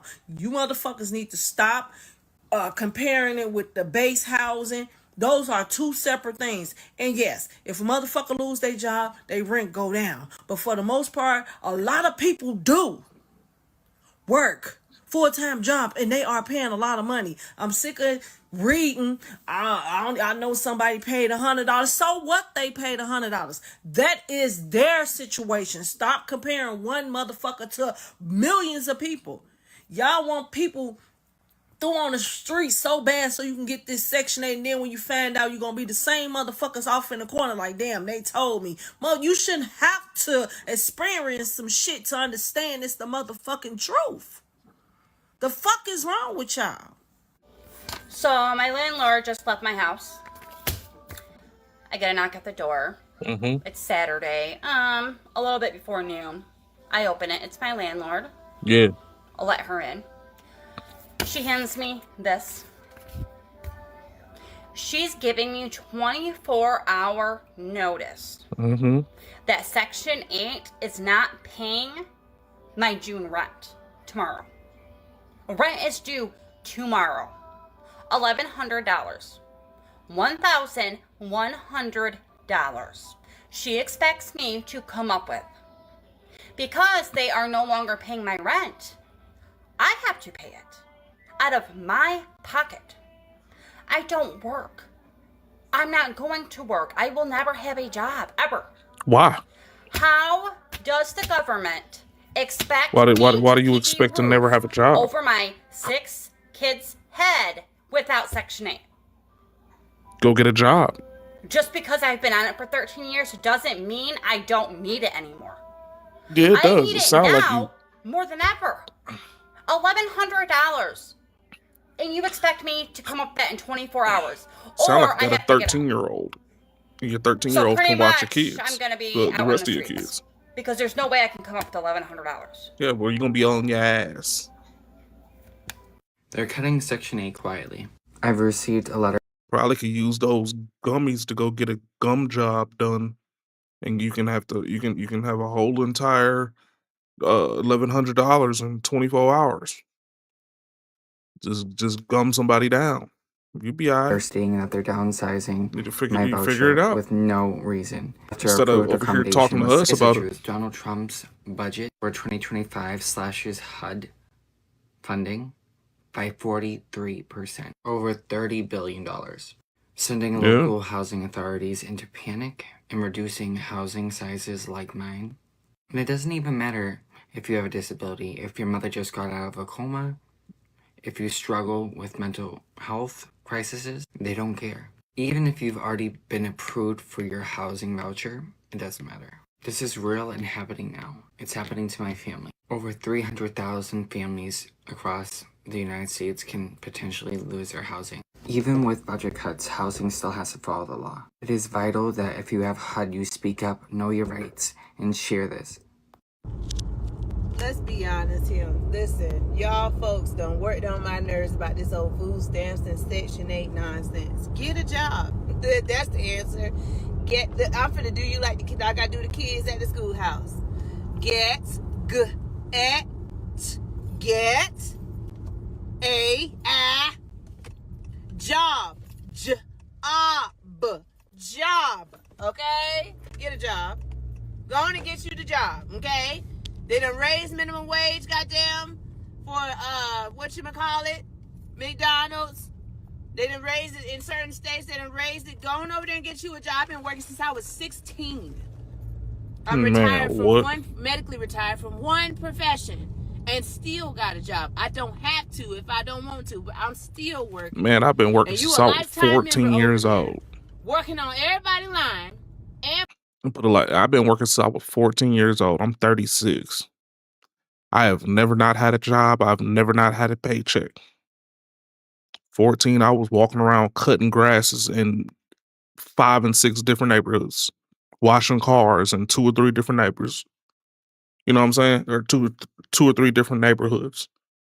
After that, immediately I went and got a job at the closest restaurant that I could, Zaxby's, and I worked there all the way till I went to college. When I went to college, I didn't have no job besides selling weed and being a student. Soon as I came back from college, guess where I went? Right back to that damn Zaxby's. I worked at a couple of call centers as a IT professional with the call centers, over the phone IT work, over the phone health benefits. Had 3 jobs at one time when I was 19 years old. Bust that down to end up being a district manager at the Zaxby's. That means I worked 4 different restaurants at the same time. Became a general manager. Turned into a damn retail manager at the airport. Been working there ever since. I've had 4 jobs my entire life, but I have never not worked. I've never been 3 weeks without getting a check, ever. Why is it so hard for other people? And mind you, I've never had to apply for any of these jobs. I go up there and talk to these people, and I get in. It doesn't make any sense.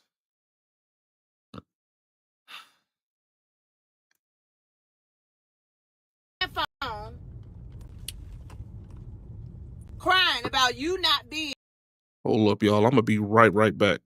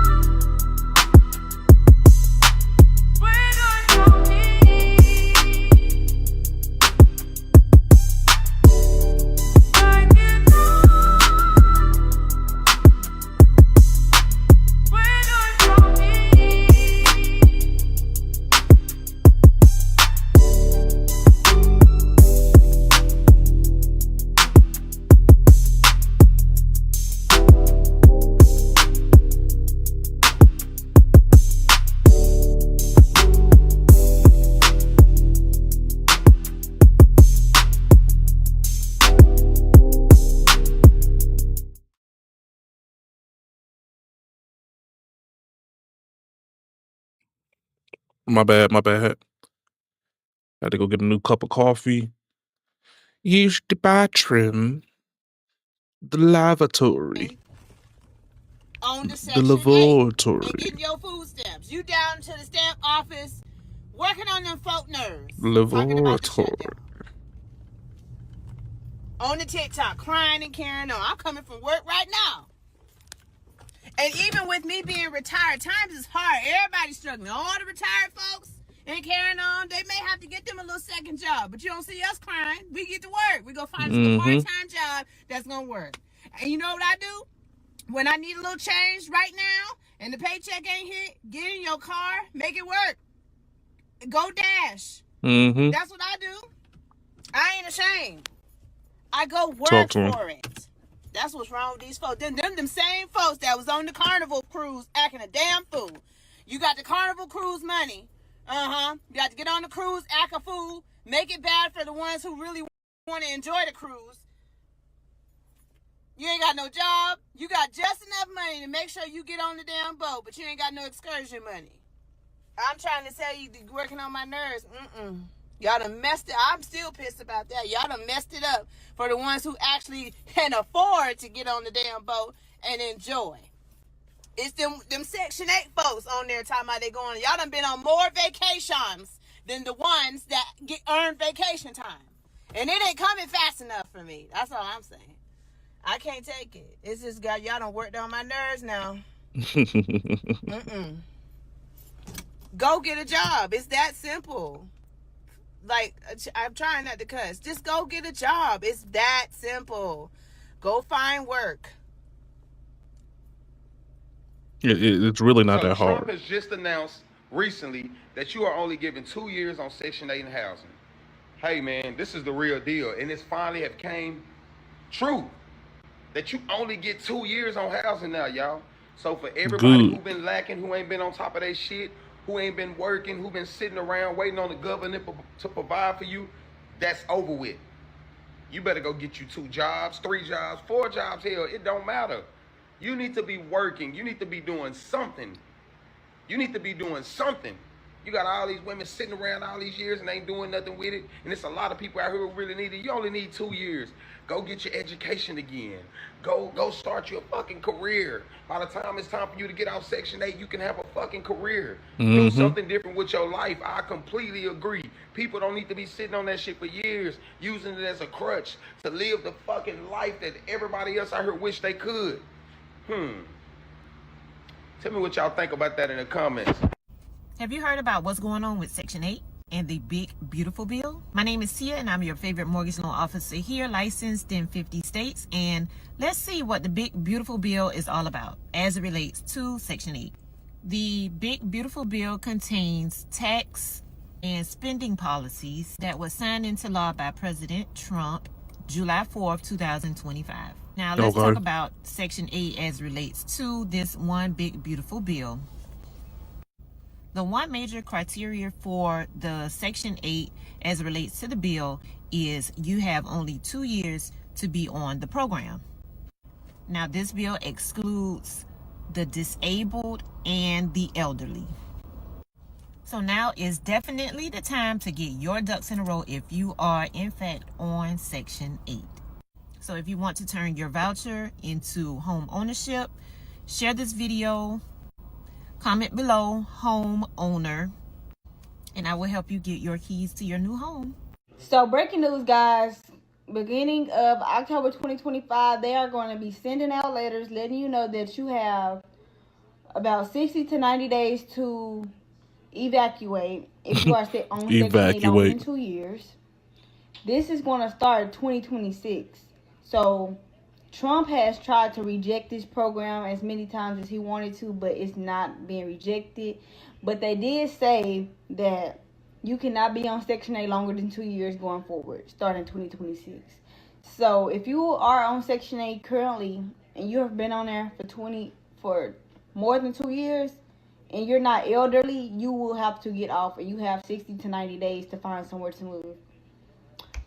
So starting 2026, they are going to be opening some Section 8 vouchers for us to get on there, but it's requirements. So yeah, you can go look that up. It's real.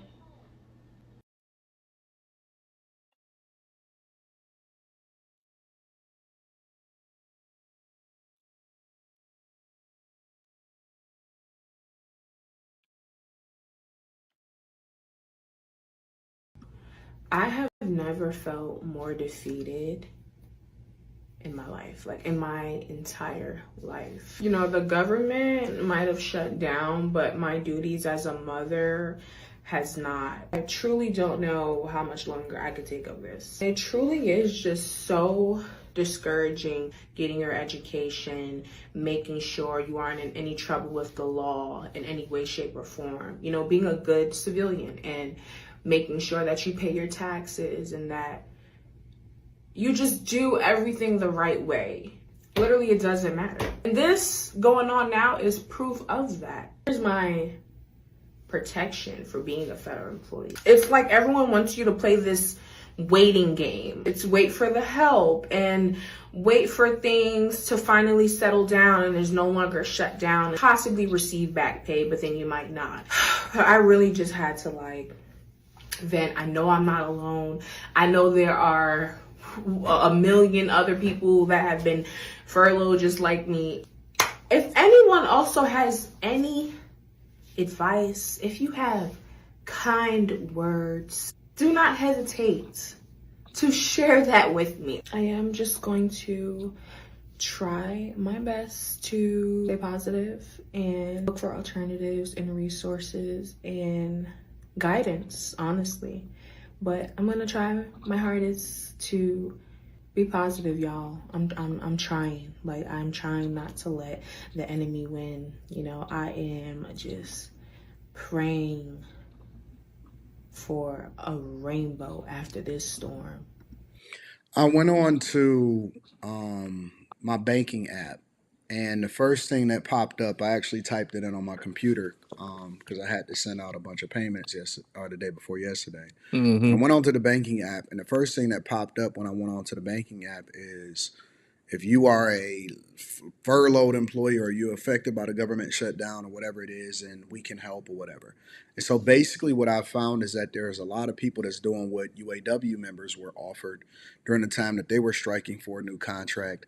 And that is, they are basically offering them bridge loans, low interest or no interest bridge loans, as long as you obviously can verify that you are a furloughed worker, because you are expected to get back pay, and then you're going to have to pay that back because it's a lot of people that are living paycheck to paycheck. And that does not excuse the federal government, because I think that they are holding people hostage and they're leveraging this in order to get $1.5 trillion for this healthcare to subsidize these states that can't manage their budgets correctly. And that's one of the reasons why they're going balls to the walls for it. These Democrat-led cities and states are going balls to the wall because they know that they don't know how to manage their way out of a brown paper bag. And so it's the government workers that are suffering for it, and that's not fair. It's not right. And so two things is true. Two things can be true at the same time. Government workers and employees are going to suffer because your politicians and your Democrats are not going to do the right thing. That's A. And it's going to hurt people even worse than ever before because B, this is a second point, they were not prepared.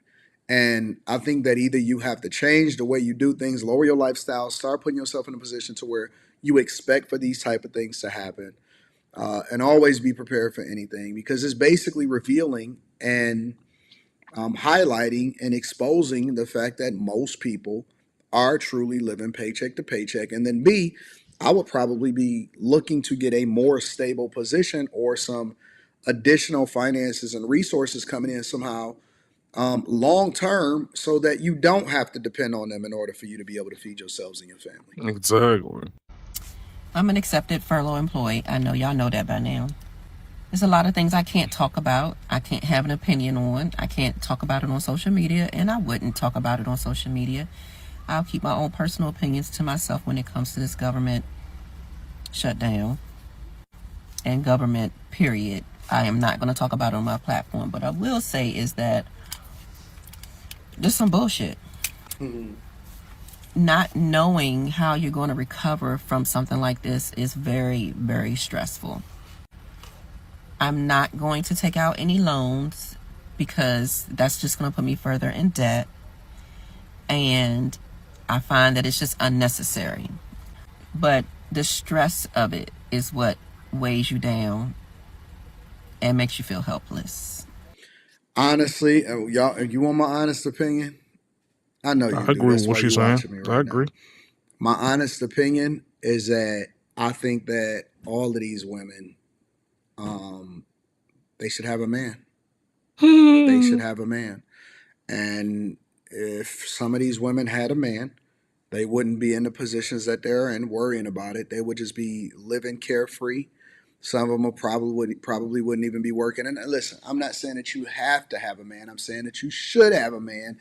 And that way you don't have to worry as much about your circumstances or be as stressed, because in my opinion, women should not be this stressed. They should not be in a position to where they're worried about whether or not they're going to get a paycheck or when they're going to get a paycheck, because they are furloughed, which means that, um, you know, they waiting so that they can get themselves together.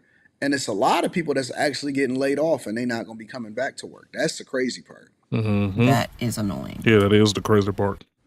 Something else I want to point out, that some people just don't seem to realize, when they say things like, oh, you'll get paid, you'll get back pay. Yes, we will get back paid. Thank you. Thank you for pointing out the obvious. Here's the thing, though. Our bills are due now. And if we don't pay our bills now, say they go into a 30 days where they're not paid, a 60 days where they're not paid, whatever the case may be, we all have clearances. Every single one of us has a type of clearance. I have a secret. A lot of people have top secret. Some people just have a basic clearance. But whatever clearance you have when you work for the government goes through your financial history. Why does it go through your financial history? Because they want to know that you can be financially responsible so that you're not going to go sell secrets to another country for money. Because Here's the thing about furloughed employees, and y'all can correct me if I'm wrong, but this is my understanding of it. Essential workers or essential employees are still required to work. They just don't get pay. Furloughed employees, basically what y'all are is y'all are on a vacation, because according to the laws that was passed, I believe back in 2019, 2020, is that furloughed employees are not allowed to work, but they're not allowed to get unemployment, which is one of the reasons that they get back pay. So essentially, in my opinion, I think that they're proving that you guys are not essential, which also gives validation to eliminate y'all positions in the future. Mm-hmm. And listen, I would be very, very, very, very much on top of the idea of diversifying my skill set and putting myself in a position to get a different position, because honestly, I think that this is exposing the fact that the longer that this government shutdown goes on, the longer that they realize that they really don't need some of y'all, a lot of y'all, honestly. And I know that the conversation is supposed to be about how y'all struggling and stuff like that, but essential workers are needed. Furloughed employees, maybe some of y'all are needed, maybe some of y'all aren't, but y'all are going to be getting y'all back pay even though y'all haven't done no work, which actually shows that the government is wasting money. you can't pay your bills. So when we have things dinged on our credit, that could potentially ruin our ability to keep our clearances. I have to have a top secret, or I have to have a secret to do my job, okay? Because I deal with a lot of personal information. So if I don't pay my bills, I'm not going to keep my secret clearance, because, for example, they check it every 5 years. I'm about at my 5 year. Okay. So when they do that run again, if I have a bunch of bills that haven't been paid, it doesn't matter what it's for. Hopefully I would get an understanding person who said, oh, well, we understand we were in a furlough during that time and you couldn't pay your bills and that's been explained and you've caught them up. But what if you get that one person who's not an investigator that's going to take that response, and they're going to say, well, you know, we understand why you didn't pay your bills, but you still didn't pay them. So we're going to revoke your clearance. You know what happens in that case? I lose my job. I love my job. I want to keep my job. So me not being able to pay my bills because my government's not open and they're not paying me, it has other. But what are y'all doing while y'all furloughed? That's what I'm trying to understand. Because see, this would be an opportunity for me. Effects. It has ripple effects that bleed into other areas that you're not even realizing. So please stop it with the, you'll get back pay. Yes, we know we'll get back paid. We're not worried about that. We're worried about our clearances. We're worried about our bills now. Yeah. We're worried about our health insurance. We're worried about our life insurance. All these things that we have. Yeah, let me know what y'all think inside of the comments. Make sure y'all tap into the Patreon. Link is in the description. Teach Henley, 40% off your first order, 20% off for life. I love you. I appreciate you. I'm going to holler at you guys later. I honestly think that they need to be doing their own damn thing anyways. Go on and go get us some bread. Go on and go get you some bread. There's a new bill in the Ohio House named the Right to Know Act. Tim, Kaylee, the act is all about requiring hospitals to offer genetic testing at birth to verify paternity, as well as reduce any errors that could possibly happen in hospitals. Taxes. And I care about where my money goes. I'm not here to pay for so-and-so because there's a confusion about who's the father. That's not my business. Handle your personal shit. And for me, I want to fund schools. I want to fund the MTA because the trains are never on time. We got bigger problems. I'm sorry, I'm not paying for no mandatory tests. I don't think there's any issue with a man taking care of another man's child. Women do it all the time, whether you know or not. Mandatory DNA testing at birth. Women don't take care of another man's child. Ever. I've been a major advocate of this legislation. Apparently, some bills are being to enact just that. Let's get active. Breaking news, guys. You will now be forced to take a DNA test after your baby is born now. Baby is in the background going crazy. Confusion has been going on during the years. So now they are making it to you have to take a DNA test as soon as the baby is born with the dude that you claim to be the dad. The dad cannot sign that birth certificate until the DNA results come back that the child is his. I feel like this is a very good thing nowadays because sometimes the mom might be confused, don't know who the baby daddy is, and might be confused. This is a crazy way to describe that. To the person that she thinks the baby daddy is for some reason, and it's not fair to the dad that's not the baby daddy, that still be taking care of a baby that's not his. So lawfully, I feel like this is a very great decision. I don't feel like anybody should be mad about this decision. Your baby needs to get that mouth swabbed, and that man do too. He needs to make sure that baby is his before he be signing any type of papers. Don't be mad at me, be mad at the source. So yeah, that's how.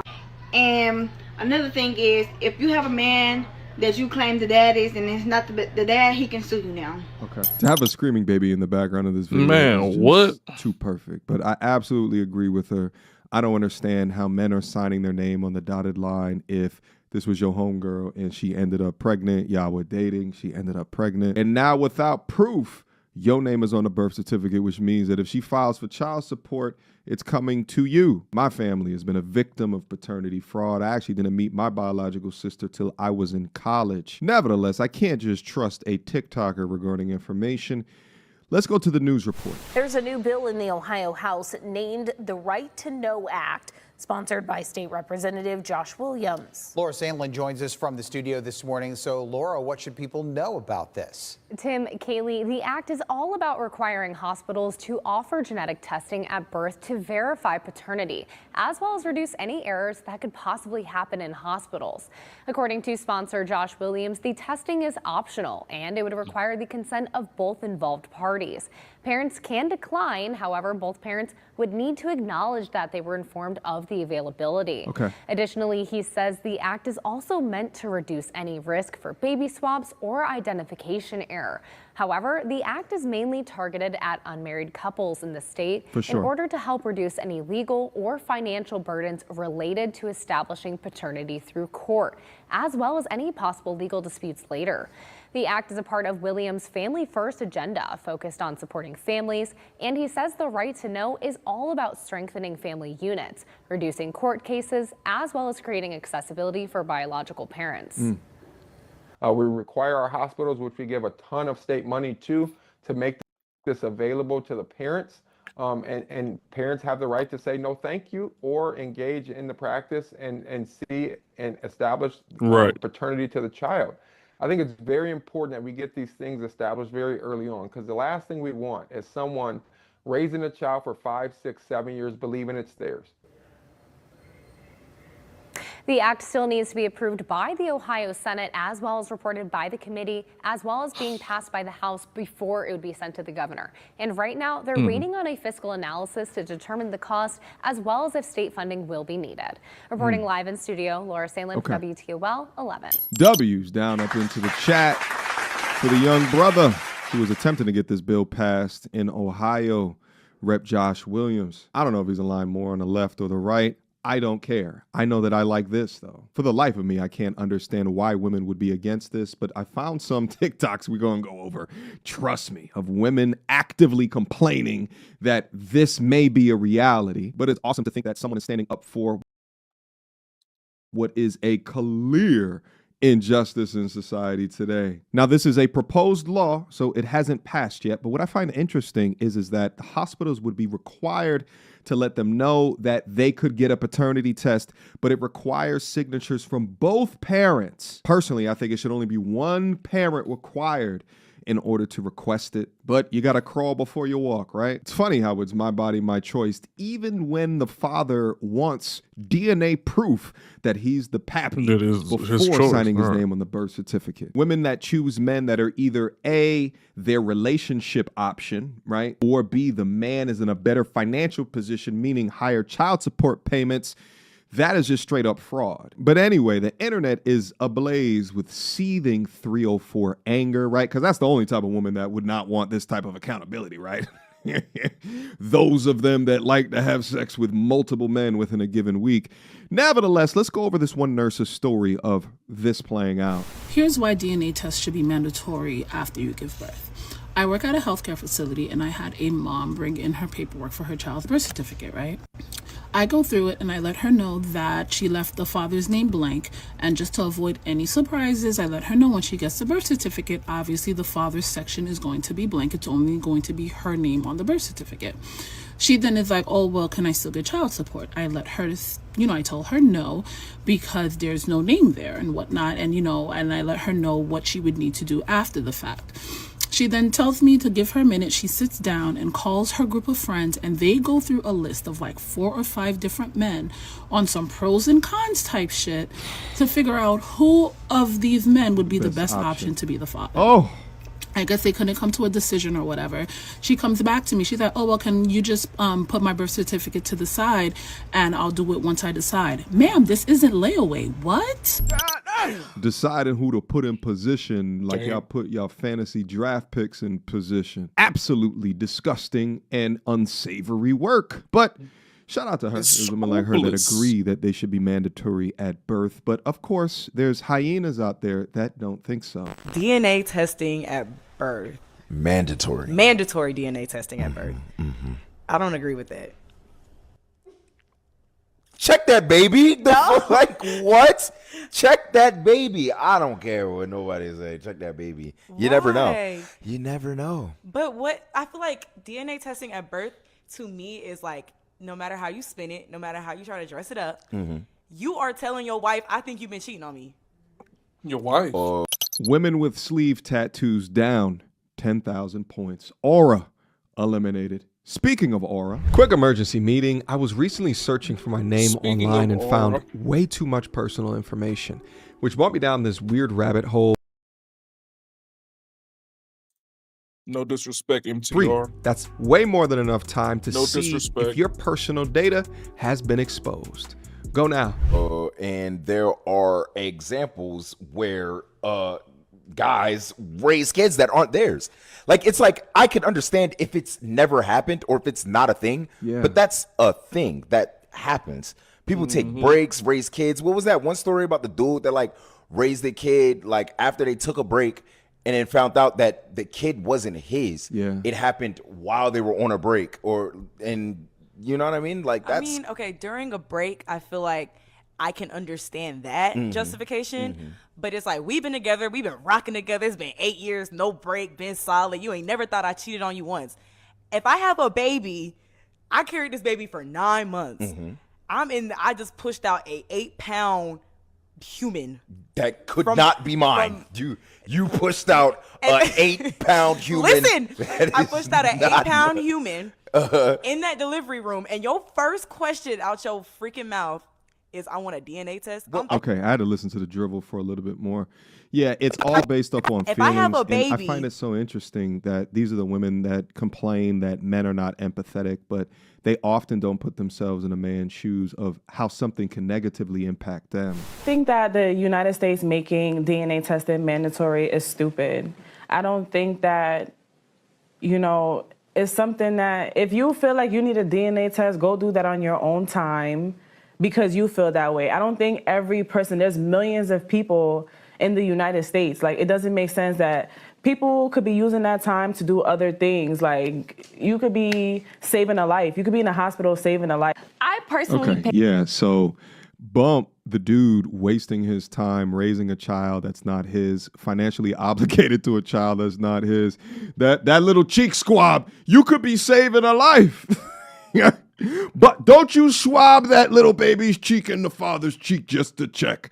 Don't you dare do that. You could be saving another life. Absolutely insane. The hamster wheel that their brain is traveling on in order to get to this conclusion. Hey, man, you get the epidural, which is way more invasive than a cheek swab. That's offered to you at the hospitals. Why can't they offer a cheek swab after the child is born? Because there's lives to save. Like the genjutsu that they'll try to manipulate you to put you into is just, I can't. Taxes. And I care about where my money goes. I'm not here to pay for so-and-so because there's a confusion about who's the father. That's not my business. Handle your personal shit. And for me, I want to fund schools. I want to fund the MTA because the trains are never on time. We got bigger problems. We have bigger problems. I'm sorry. I'm not paying for no mandatory test. You are not. He's lying. I'm the father of that baby, boss. Boss, I'm that baby's daddy. Out of Pappy. I don't think there's any issue with a man taking care of another man's child. Women do it all the time, whether you know or not. He might bring another child and say, oh, I had this out of our wedlock, you know, what are we gonna do? Or he's taking your money and paying child support to another family. You had no idea. So when we're just like jumping like, oh, I'm not gonna do this, I'm not gonna do that, hold on, it's already being done. You could have been doing so many other things with your life. You could have been figuring your life out, I don't know, feeding pigeons, I don't know, doing anything. But you raising a kid that is not yours. I mean, if you had the option to know that was your kid and you wanted to raise that kid, that's perfectly fine. A lot of people do that. But when you don't know, you're doing it out of the obligation or the mindset that this is my child, I'm gonna raise him or her, I'm gonna raise them up, I love them, this is my DNA, this is my blood.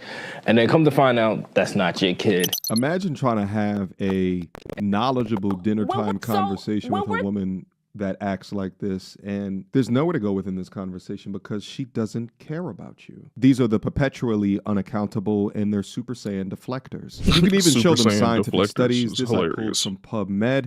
They did a study on 300,000 paternity tests performed within the United States. Now, mind you, this is of people that questioned paternity. Within that, they concluded that in 72% of cases, the father was correctly assigned. So within 30% of these cases, the wrong paternity was attempted to be signed. To say that you are okay within cases where there's a question of paternity, that a man is just going to raise the child no matter what, is just pure evil. I had two guys call in. They work at DNA testing centers. One guy had to quit. One guy still works there. He told me 40% of the children are not the man's child. 40%. 40%. He said 40%. Somebody call Maury. It's usually make DNA testing. It's mandatory. It's two scenarios. It's where the woman, the person's getting a DNA test because the woman claims that is their child. Turns out it's not. The other one is where the parent is on the deathbed and makes a confession, or they need a liver transplant, blood transfusion, and the blood type. There's no way that can actually be the father. So then they find out because of medical reasons. You mean that's not my father? Then the father finds out from that way. He said it took such a toll on him that he could no longer do it because he would be sitting on the phone counseling the men and the grown children who these women falsely accuse. We see it on Maury, we see it on paternity court, but yet we say men need to be held accountable. Shout out to Melanie. And I can't believe that this conversation, I think it was over 3 years ago at this point. And it's funny because since this conversation, I've had the opportunity to do content with Maury. And this is what I asked him, is to say, you know, how is the accountability mostly on the dudes when the women are in control of access to their body with 30 plus forms of birth control? And it seems as though the media was okay with painting the men as the enemy. Oftentimes that they would boo the man when they came out, even when it was the woman getting the 10th DNA test. 10 men? Ew. But great point brought up by Melanie. I said 30% into that study. She said 40%. Regardless, the numbers are just way too high. Mandatory DNA testing before signing a birth certificate.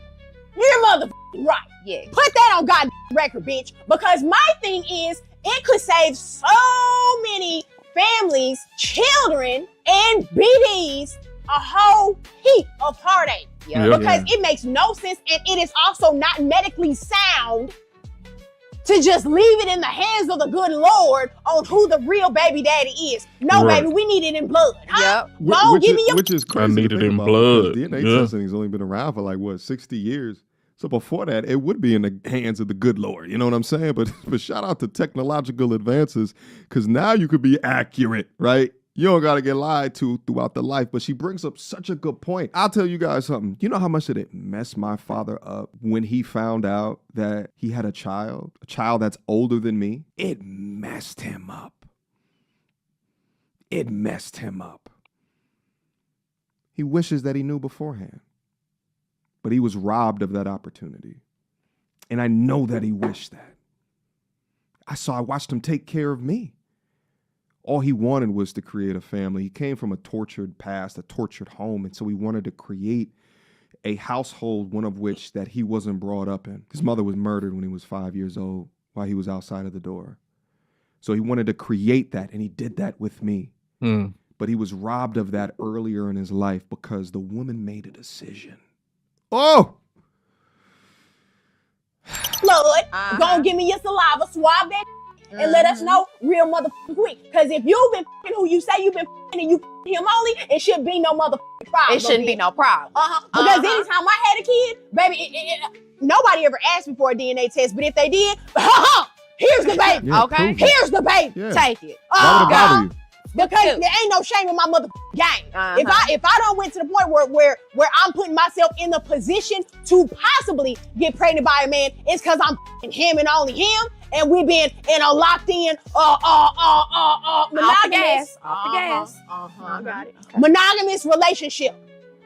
Baby, I'm not over here just getting knocked up by Tom, Dick, and Jerry. Okay, because I feel like if you got to sign up for 18 years, you need a goddamn receipt. Okay. Because you know if you sign that birth certificate and that ain't your baby, you still got to ante up. You're still fucking liable. So there was actually a case where a man he was in a relationship with this woman. They had the baby. Baby turned out not to be his. He signed the birth certificate. They held him liable. They held him liable and responsible for this baby. He even went and got another DNA test to prove it wasn't his baby. They still held him liable for child support. All right. I think I said everything I needed to say with this one. Point gotten across. Guys, let me know what you think in the comment box down below. Do you think that this bill better not sign on that birth certificate without 100% have to do additional knowledge of to see what other places are currently considering this? I think if anything, it's progress. Right, even if it doesn't pass, within Ohio, eventually I think that it will. I think it should be a federal mandate, but I can see how they would want to pass this in the hands of the states, specifically when you think about the incentivization of each state from a revenue perspective, right? Because the state is going to make more money charging child support from somebody that makes more money, right? So in a sense, the state may be de-incentivized to actively check. Right. And what I always say, if something don't make sense, you want to understand how something works, just follow the money. and you're going to find your answer. All right, guys. Shout out to Aura again for sponsoring this video. You guys like how I threw that Aura right up in there? Well, I appreciate you guys clicking that link down below, signing up for Aura to check if your private information is exposed. At least utilize that 14-day free offer by clicking on my link. But yeah, it really helps the channel. So I appreciate you guys for continuing to rock with me.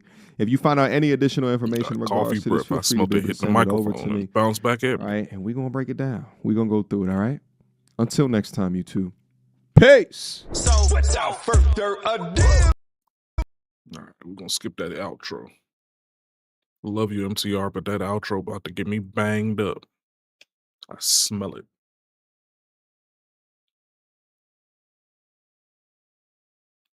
Where would you begin to find a woman of substance? Where do you look? And don't say church, because I goes too easily at church. They're not in there. Where do you go find a woman of substance in the United States of America? You don't find her. She finds you. Well, hell, I guess I ain't never looked at it like that before. That's the big secret. Everywhere you go, a woman is sniffing around, trying to be a part of your situation. So she can get a meal. She can get taken care of. She can have somebody take some of the weight off. Everywhere you go. I'm tired of hearing pussy is power. It's trash. Throw it out. It's a trash. gazillion good coochies out here. Oh, shit. If your man gives you a blueprint and tells you, this is how I want you to love me, this is how I want you to tend to me, cater to me, nurture me, whatever, so that I could be content in this relationship, why are you not listening? Because she's a hard-headed chick, and quiet men are not dealing with them. They're building their money, diversifying their portfolio, chasing their wealth. And you looking cranky as hell because you was tricked by the feminists too. I feel you, babe. MGTOW on these hoes. You don't go to a job and they give you the job description and you fucking wing it. Women need to stop that one-sided ish. I can't stand it. I don't like it. If you two choose to come together and y'all verbalize things, why not respect it? Don't you think that would make the relationship go much easier? It would, but these hoes are agents of chaos, and they're looking for things to be chaotic. Quiet men are looking for silence. Here, put on this outfit, walk around my apartment while I build my credit score. You can't do that? Then what fucking good are you? It's like y'all make it harder and then you wonder why this man is unhappy. He told you what he wanted, Latasha. You didn't listen because you thought your pork chop was enough to keep him. It's a lot of pork chops out here. Do better. You on your way. You going to the top. So I've come to the conclusion that whether you date older or date younger than you, it doesn't matter. They all fucking stupid. Are they stupid or are you a can't act right ass chick? Because I mean, your eyes are pretty far apart. We bit of can't both. even see eye to eye. Literally, you cockeyed bitch. I see more girls go to the gym than niggas. Because, well, True, they yeah. fake on the gym, though. But Yeah. they go to the gym and get surgery. They do it all. But they realize when they're attractive, ain't no job gonna pay better than your looks if you deal with it right. And then now, when I say all these girls are Cassie, we're just on a range or it's a spectrum. Some girls, a billionaire don't want you. Some girls, they'll try to put their morals in to be like, yeah, I know, of course I wanted a rapper, but like, I can't do the thing where he just openly cheats. Some girls is like, I don't give a fuck if he cheats. Just don't embarrass me. Then some girls is like, you can cheat in front of my face as long as like you just call me the girlfriend. They're all the same. And what usually happens, they're all good with it until it's like the last train to Paris, literally. when the show is over and the confetti falls, oh, we gotta clean this shit up? Yes, that's a problem. So when I look at Cassie, I don't get mad at her specifically. I just know that, and any woman who listens to this, you either not bad enough or, I don't know, like, and there are exceptions. There are exceptions because there's some beautiful, hardworking women. But in 2025, go look on Instagram, man. You can't, yo, my new thing when I'm talking to women, and I be DMing or whatever, yo, where you work at? Man, they gonna tell you it's like a shell job. It ain't even a job. Shell job. It's not even a job, yo. Like, these chicks ain't pursuing no career. Yeah. Yo, plus, these chicks will tell you, yo, one of these chicks told me a real job. I ain't trying to say too much to make sure she can figure this out. Yo, the chick was on vacation every week. She said, I don't work in the summer. I don't work in the summer. Come on, man. That's Cassie. That's Cassie.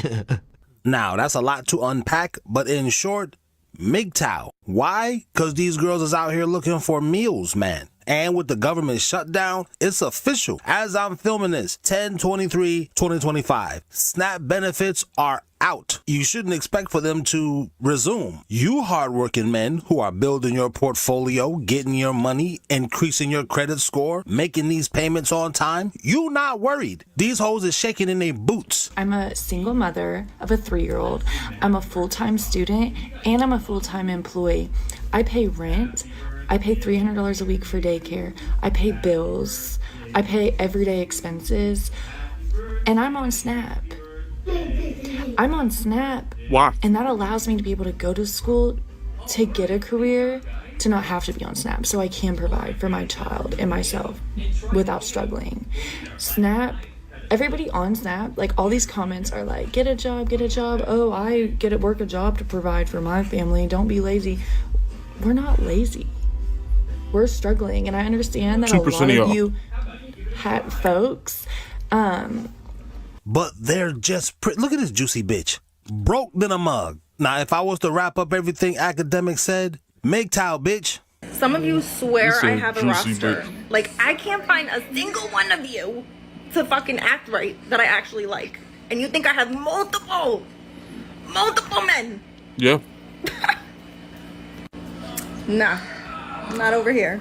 So she's basically saying that the guys in her like feed are accusing her of having a roster of men that she's rotating through just based on her looks, I'm guessing, because there's never any other reason. And she's basically denying that and saying, how you figure I have a whole roster of dudes when I can't find one dude to act right? So like, how am I juggling a bunch of dudes? What are you talking about? That's what she's basically saying, right? Yep. And this goes back to me continuously saying that these chicks who live on the internet all day and be just prancing around in their, their phone is their mirror. You know what I'm saying? Mirror on the wall. That's what they're doing. Okay. These girls don't be having no lives. They don't have any men. They don't have options. They don't have choices. They don't have a brigade of dudes that they can pick through. Because if you did, hun, you would have picked him already. Especially by a certain age. You would have already picked him. You want to know why? Because all women know good men are hard to come by. Aha! These guys are rare gems. You don't just be running into them willy-nilly. When you run into a guy like that who women would consider objectively that he's a good man, all of us have the same reaction. Oh my God, where did he come from? Oh shit, where he been at my whole life? Oh wow, like where am I gonna run into a guy like this again? Really? And this interesting part about that is men don't know that. It's like we did know that in our generation, in our era, in the 90s, 80s and 90s, and even into the early 2000s. But this generation, now in 2025, they don't even think that exists. They don't even think that's real. I think a lot of men don't understand what women even mean when we say good men are hard to come by. Like, y'all think y'all are good men because you're sweating her. Oh, I bought her all this stuff. I offered her a bunch of things. I did her so many favors. I'm being so nice to her. I cut all my other hoochies off for her. That's not how you're proving to a woman that you're a good man. Then how are you? We don't care what the hell you're doing for us. Then how are you? Because a lot of guys think that if I buy her stuff, doing her favors, I'm there to listen to her. All these things I just named are things that revolve around the girl, right? Okay. Okay, we call those guys simps. Hello. We don't respect simps. Y'all are a turnoff to the average woman. Wait a minute. So what a guy would call a simp is different from what a girl would call a simp. How? A simpy dude is someone who basically lets the woman walk all over him. Let me tell you how. Because I know how these young dudes think. Andrew Tate says a dude that does A, B, and C is a simp. A girl will tell that same dude that's not simpy and he'll believe her. Okay. So that's why I said what a guy and a girl would consider a simp are different. Well, I don't know what some girl on the internet is telling dudes on the internet because those girls are very, very good at lying all the time. So let me bring it back to what a girl will tell another girl, which is the truth, okay? We don't look at a guy like he's a simp just because he's like paying our bills. That's not what makes you a simp. You're a simp because, first of all, wouldn't you be paying your own bills whether I live with you or not? You would be if you had it like that. Responsible. That's not being a simp. You understand what I'm saying? But if he's not going to go pay his bills to go buy me some fake hair to glue into my head, He's a simp. You see the difference? If he won't or if he will? He took the money from his paycheck that was supposed to go towards his rent and said, I'm going to give it to Christina because she says she wants some new wigs today. This is what a simp would do. No, you have to be able to set boundaries and tell Christina, listen, I really want to get you the hair this week, but I got to pay rent. So I can't hook you up like that this week. You understand? And if Christina was not a biatch, a selfish vulture, then she would respect that this man has boundaries. You understand what I'm saying? Let's go back. A simp won't set a boundary because he's afraid. He's scared to run her off. And that's the point. Baby, Yeah. I'm scared to lose you. You're scared to lose me? Yeah, I just feel like I'm gonna lose you. I don't know why. And that's what I always be saying to these dudes. Like Patrice O'Neal said, he said, you gotta do it righteously. And doing it righteously means you gotta be prepared for her to be like, whatever, nigga, I don't never want to see you again. And these dudes are scared to hear that. That's her loss. To us women, we don't consider you a simp just because you're being nice. No, that's called having manners. We consider you a simp if, above all else, right or wrong, if I'm involved, me the woman, if my coochie is involved, you'll just put caution to the wind, throw rationale all out the window, and then just come and do whatever the hell you think is going to make me happy. Those are simps. You feel me? I do. So what I'm saying is, men, I don't think a lot of these young men realize when women are saying we can't find any good men out here. It's because y'all are not good men to a woman. You're just happy to have a vagina there. That's not what a good man is. A good man is minding his own business. In fact, he ain't even paying attention to me because he's too busy. You know what he's busy doing? Building himself up. He's busy going to work. He's actually doing his job when he's there, not flirting with everybody on the damn staff. He's busy going to church or the mosque or whatever line of spirituality he follows. He's busy learning a new task, mastering tasks that he already is good at. He's busy mentoring somebody else so that person can grow. He's busy catering to his family members. His mother needs something. His father needs something. His brothers and sisters need something. He's there for them. He's busy building his relationships with the people that are already in his life. He's busy taking care of his children, not so that you can see him flexing on y'all because his kids got the newest Jordans on and yours don't. That's stupidity. No, he's teaching his kids something. He's mentoring them. He's giving back to his community. He's busy building up his body. He's going to the gym. He's cultivating a health regimen. He's like, learning how to cook some special kind of foods that is good for him to eat. All of those things you mentioned, none of that involves a woman. And that's what makes us look at the man and say he's a good man, because a good man is someone I want to follow. Aha! I don't want to follow a dude who needs Say that part again. A good man is a man that I, as a woman, I want to follow him. He's the leader. And a leader don't need me. He doesn't need to come to me and be like, can you help me pay my bills? Can you help me with this? Can you help me with that? Now, let me just write fast, even though I'm recording for my YouTube channel. Y'all hearing what she's saying, right? I ain't gonna lie to you. She pandering. She knows she don't believe the shit she's saying. That's why she keep repeating it the same way. She don't believe what she's saying. If she did, then she wouldn't be repeating herself in the exact same vernacular. She would have had a different analogy, a different way to say it, all kind of shit. My wife be doing breakdowns, and I go on my YouTube channel. Let's put that in terms of Kevin Durant. You haven't led a team to a finals win. Your team. You went to Steph Curry's team. Steph Curry led his team to 2 finals wins without you. So since we're in this era of I'm LeBron, I won without this person, I won without that person. Jordan's era, nobody had to win without nobody. It wasn't a requirement for Larry Bird to win without Kevin McHale. It wasn't a requirement for Magic Johnson to win without Kareem Abdul-Jabbar. It wasn't a requirement, not at all. And even when Magic lost in 91, nobody said that's because Kareem wasn't there. It wasn't a requirement. In fact, they were favored to win. A lot of people thought the Lakers were going to win. The Detroit Pistons, it wasn't a requirement. Isaiah, you got to win. Because Isaiah didn't win until Joe Dumars got there. In fact, Isaiah Thomas only has 1 finals MVP. You're talking about Steph Curry, and he didn't even get the first finals MVP. In today's era, that would be looked at as a stain on Isaiah Thomas's resume because you only got 1 finals MVP, and you didn't even get your finals MVP in a decade of the 80s. You got your finals MVP in a decade of the 90s. That's what you're saying about Steph Curry. You ain't get your finals MVP in the 2010s. You got it in the 2020s. 20s. So none of that weird shit existed in Jordan's era. This is new stuff for your era. That being said, if all of that is true of this era, it's true for every fucking body. So Kevin Durant, you gotta win without Steph Curry, because Steph Curry won without you. Kobe won without Shaq. Kawhi Leonard won without Tim Duncan. Tim Duncan won without Kawhi Leonard there. Now that you want to switch it up and bounce it and act like, no, that don't exist, I can't take your whole argument seriously. I can't listen to none of it. Now let's frame it back into shape of women. Women want to follow you. You don't want to follow her. That's what makes you a simp, because you following her. She don't know what the fuck she's doing. Yeah, if you follow me, that makes me cringe, because like you just said, not only do I not know what I'm doing, but here's another thing about women. We don't want to do it. I don't want to lead everyone. I don't want to be the boss. I don't want to run everything. I don't want to strategize. I don't want to think about all the plans and how we're going to do it if this goes wrong and how you're going to... It's too much work. And women are not out here just trying to work. That's not what we like to do. Here's the crazy thing about that. Kevin Durant said he don't want to do all of that. He said it. I don't want to do all that. This guy said, I don't want to have to do that. That's a feminine trait. He said...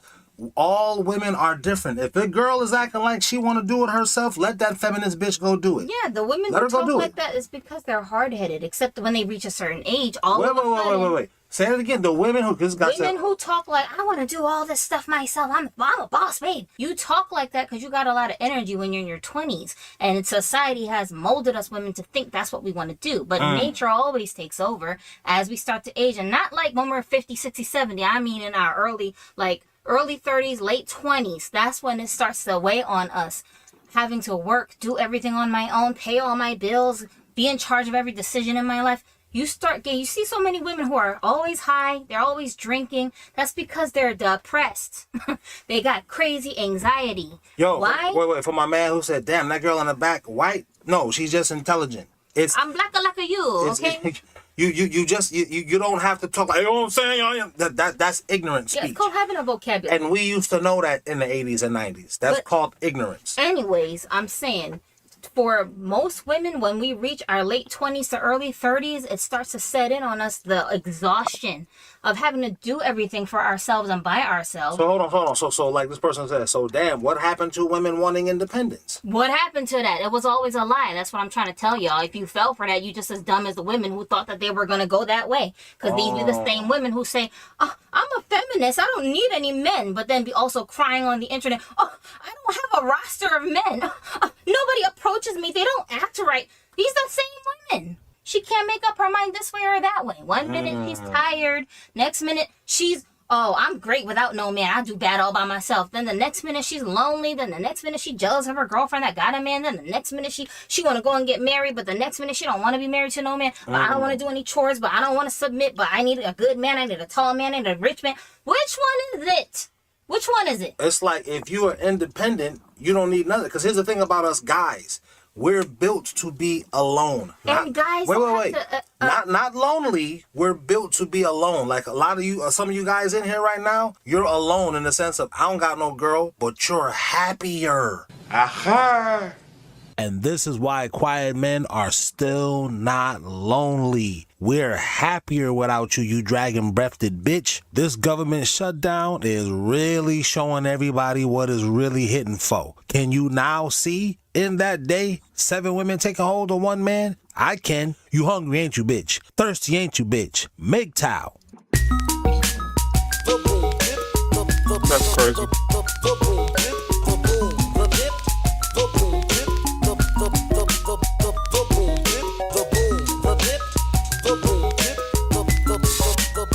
He ain't have to say it like that. You hungry, ain't you, bitch? That's a little OD.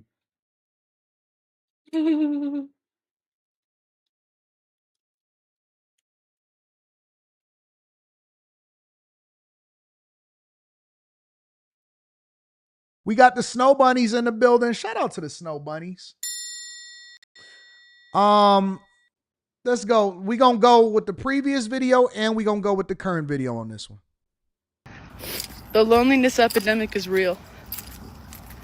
I went to 2 bars, not just 1, 2 bars, and I got rejected by not 1, but 2 guys. Now, I usually don't go out like this, but I was feeling like I was starving for affection.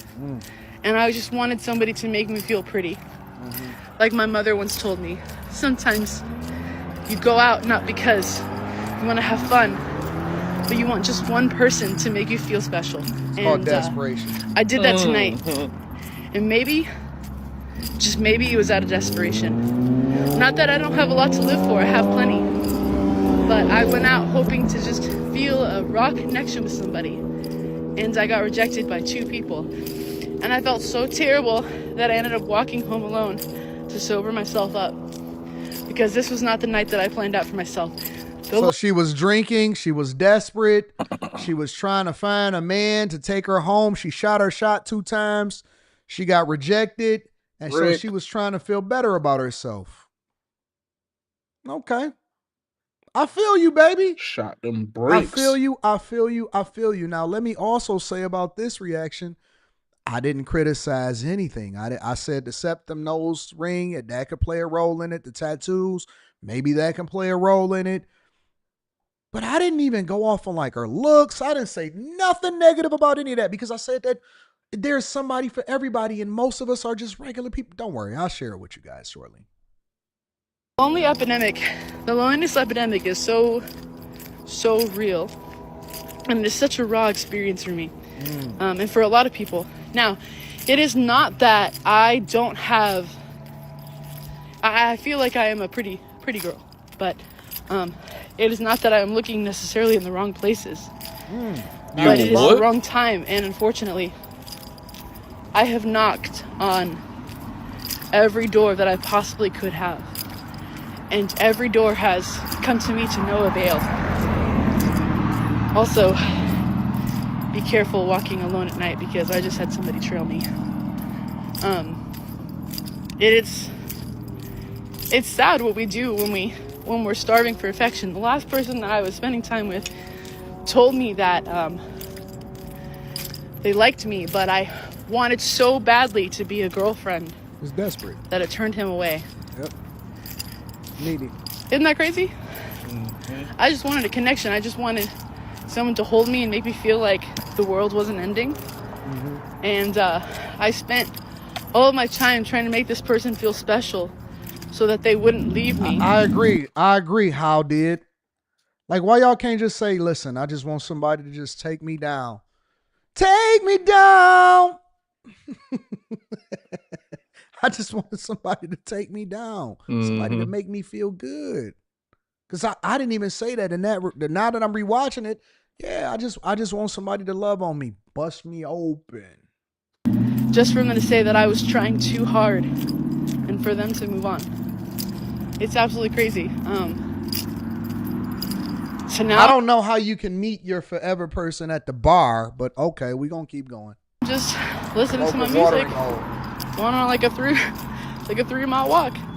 This I would not advise to you. 3 miles. I was in a funky headspace, so I'm doing it. But 3-mile walk. A 3-mile walk. So, in this instance, people sent it to me. I pulled it up, and so I gave my reaction to it. So, let me give you a little bit of insight of what I said. I wanted somebody to make you feel. And I got.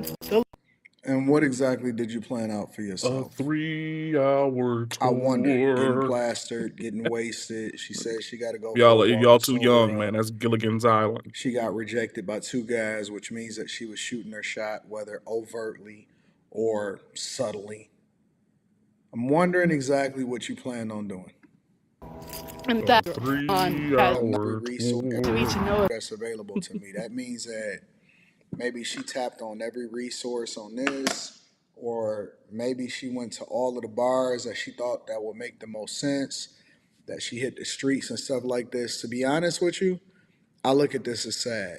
And this was a long time coming because these are the things that I've been warning people about for a very long time, and that I've said that, hey, this is going to be a very, very dark time for a lot of people that decided that they wanted to go swimming in this pool that got piss in it. And instead of doing the things that makes the most sense to, get you guys the best results possible, you said you got it. You said that you didn't want to hear anything. And then a lot of people decided that they wanted to listen to a bunch of people that didn't have results in single. And so y'all trauma bonded with each other. And now look at you. Y'all out here seeking and chasing affection in bars and getting rejected by men that got options. Because I'm not even saying nothing that's crazy. I'm not even saying anything that's wildly controversial. I didn't say nothing like, oh man, that's because you this or you that or whatever. So I didn't even say nothing. Listen, y'all shouldn't be at bars. You shouldn't be chasing in the wrong places. You probably rejected a person that you wanted to be with or the person that you were supposed to be with. I didn't even say nothing crazy. I am very chill and just having a regular conversation. And for whatever reason, people be pissed. They be angry. They be angry. Now they up. When guys was focused more on themselves, when they was focused more on growth, opportunity, and I see the septum ring. It looked like she got the septum rings, and yeah, it's right there, and the nose rings and all of that stuff. Honestly, she looks like a really flaming 41. liberal, which is not really even that big of a deal, to be honest with you, when it comes to this kind of conversation. And I say that because most people are regular, most people are normal, most people are normal, regular, average human R.I.P. beings. Nick Mangold. But the ways that we value each other is different. It's just the facts. You know, women, I think, and they tried to project it over to men. They tried to project that men were the lonely ones, that it's a loneliness epidemic amongst males and women are winning and all of this stuff. But in reality, and that's why we were saying, hey, man, you got to get outside and touch grass. In reality, it wasn't true. It was the opposite, right? It was the other way around. And make no mistake about it, like human beings, we're better together than we are apart, just not like we have been. You know, the happy wife, happy life, the bullying that I've seen from women largely towards men, the negative disposition, the continued bad attitudes. Somebody sent me a video today where a girl was saying that they just gonna cheat perpetually forever. And it's almost like you are what you attract. You know, and again, I'm just going based off of what this woman said, as far as it seemed like she has an extreme level of desperation because she don't even love herself. We'll get there. Let's hear the rest. So what did I say that was crazy? I ain't heard nothing What crazy. did I say that was crazy? What did I say that was disrespectful? I didn't say nothing crazy. But like I said, we gonna get there. We gonna get there. All right. So let me get back to her video. So she was bothered and she actually tagged me in her next video. And this is some of what she had to say. Be careful out there, ladies. Be careful. Hi, my name's Liliana Gomez, and I've been the subject of scrutiny for over 24 hours. I posted a video online that was meant for my close friends, and yes, I did share it online publicly, but I found it to be the topic of a YouTube channel with over 1 million followers.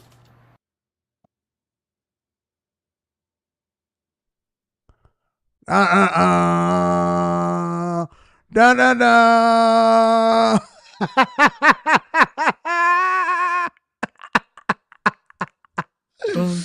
Da da da. No.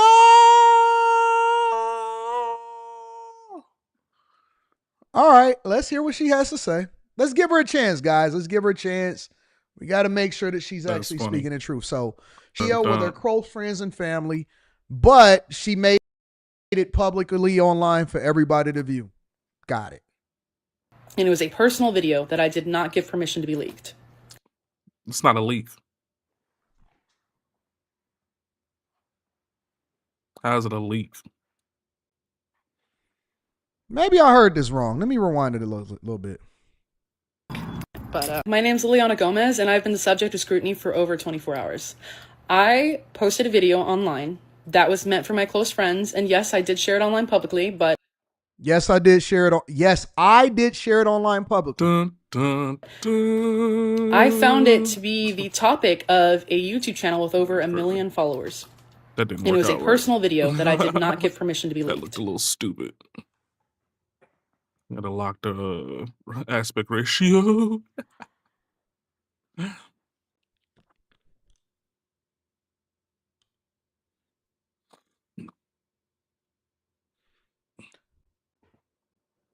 hey, my name is Anton Daniels.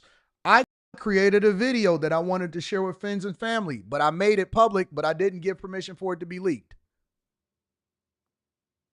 I made it public.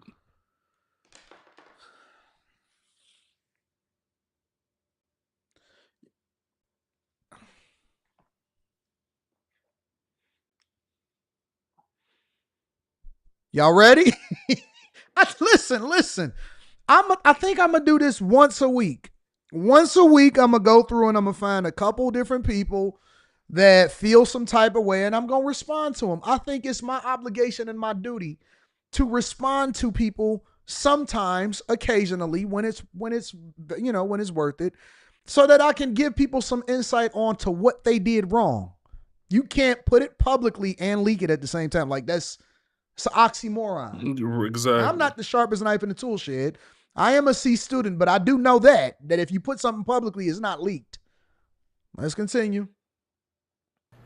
Now, that being said, I was talking about the loneliness epidemic and how it is difficult for anybody of any gender to find themselves in the position where they are rejected when they are looking via dating apps, going out in person, making friends, trying to find someone to connect with, and honestly, giving up all resorts and going to a bar like I did and just trying to see if I hit it off with somebody. That's all it was. Just me being single and wanting to hit it off with somebody. And I got rejected by 2 men. And I posted a video about how frustrating it was. Not because I got rejected by 2 men, but just because I have been searching for 3 years, hoping that I could find a connection with somebody. And that is not wrong. Damn, for 3 that is years not wrong. you was out here But looking these around? two YouTubers sourced my video and talked about how I am not... How me as a woman... That's when people trying to figure out what to say because they don't see anything wrong with what you said. And so how I am not, how me am not,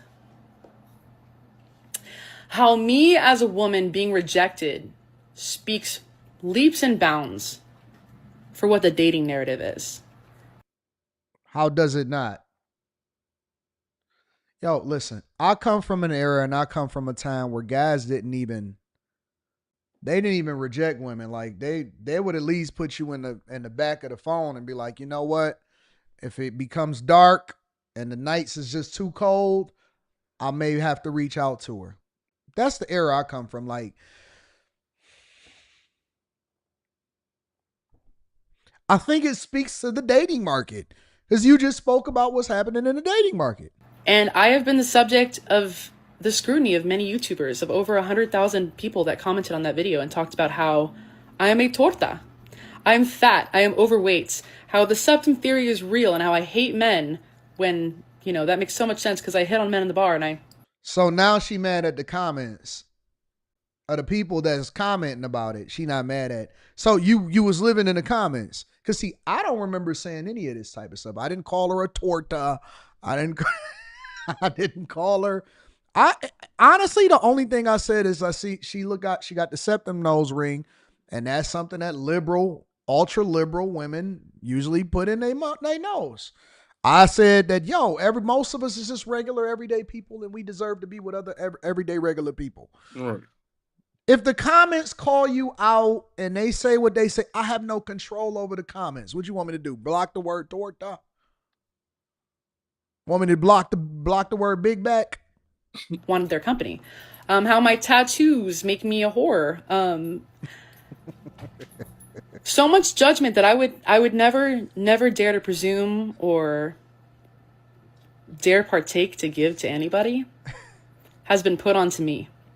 So I decided to take it in my own hands to talk about this issue. And I reached out to both YouTubers and asked if I can make commentary on these videos because I think there's a deeper... Absolutely. You sure can. As a matter of fact, I responded to her. Let me see where she at. Let me see if I can find it. I actually responded to her. I did. I invited her on the show. I said, hey, you want to come on the show today? That's why the show was a little bit more delayed because I was trying to see if I could get her perspective and allow for her to be able to communicate her own thoughts in her own words. Her name is Lily Bug Lady. She just responded 47 minutes ago. Hi, I totally would have. I started my workday right when you messaged. Okay.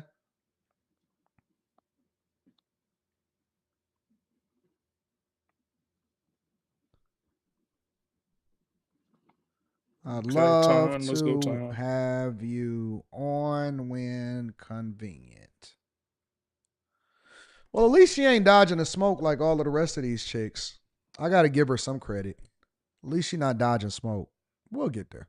Social implication, and I was not given that opportunity.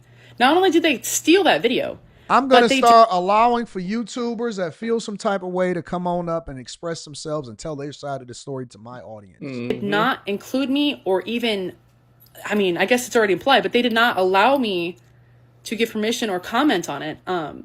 So I'm taking a step further, and I am going to the Drew Barrymore show, and I am sending in an inquiry, and hopefully she accepts it because I love that woman and I love that show. But here's what I have put, so bear with me. I posted a video on TikTok about the loneliness epidemic and what it is like to be rejected as a woman who pursues men. I am a passionate, always vulnerable, and earnest individual with a fiery disposition. I'm meant to break a caste, a stereotype, in the dating scene that implies one misleading narrative and all of its complexities. That it isn't okay for women to be lonely and pursue company in whatever form that may take. The dating scene has a lot of rigidity surrounding the idea that men are to pursue women, and that women who pursue are desperate and less than. I don't believe that's true. I like to enable the ideology that I am brave and intelligent and, more importantly, capable of getting what I want. So I pursue men. In doing so, I have encountered a lot of frustration and rejection. When confessing feelings to a small group of friends, my video was leaked to an online YouTube source and sources. Leaked. And it's still public. It's literally still public right now. That have lamented me for pursuing men, and more importantly, implied that women deserve the loneliness we receive because we pushed the Me Too movement and metaphorically chose the bear. I have been shamed for my weight, my jewelry, and my tattoos. The expressions I bear with pride have now become the subject of scrutiny for over 80,000, now 100,000 individuals in less than 24 hours. Here are the links to the videos that reference me, insult me, and dare not give me my proper accreditation. So, help this spread because well, number one, what I always do is I always link back to the content creator. And let me show you. That's how I got back to you, boo. Let me show you, baby. Mm-hmm. And that's one thing that I do that other content creators don't do, is that I always link back to the content creator. So there it is. Credit, TikTok, Lily Bug Lady. There it is for you. All right. That's what I link back to. Gave you your proper credit. Because I have so much to say. I have so much to say, and I have every right to say so, and I'm feeling pretty adamant about this. And I believe that this community, I chose TikTok to post because I knew that there was a strong community of women and men out there that are supportive of one another and embrace one another. And unfortunately, this got leaked to the wrong hands. And I want to talk about this. I want to talk and I want to listen. And I think this should be a bigger issue. And I'm looking forward to having her on. So I might have her on tonight since I ain't got nothing better to do than to have a conversation with her. I'm going to be out in the suburbs today, but y'all better, this might be a bigger conversation. So y'all just make sure y'all subscribe to all of the platforms and all of the channels, because you don't know what's going to happen. I'm like 92% sure that we may do a live stream tonight. And I don't know if it's going to be on this channel, the Anton Daniels channel, the After Hours channel. I don't know what it's going to be on. I don't know. So we talking right now back and forth. She said she had just started her shift. So I'm pretty sure she going to be off work at some point. And this might be a new little segment that we got going on. All right. Make sure you guys hit a like for the algorithm. Subscribe to the channel and turn on your notifications. See how things just organically kind of make sense?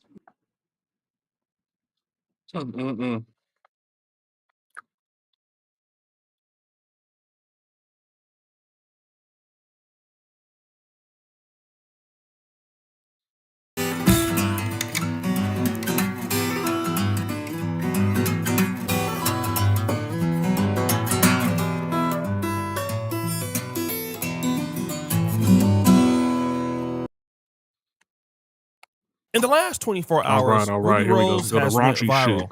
And it's not because of her music career. It's because of something else. It ain't no motherfucking way. I look like this. Like, just chilling in my car. Like, I just look like this. Off the wake up, like no makeup, just a little lash and lip gloss and a little filter. A little filter. And I'm single.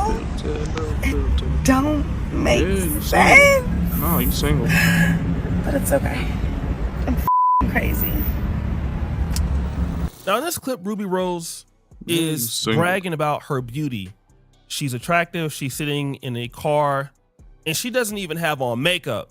And she cannot understand why somebody who is as attractive as she is, why she's single. This is the case with many women who are beautiful, who have, a level of influence or even optionality.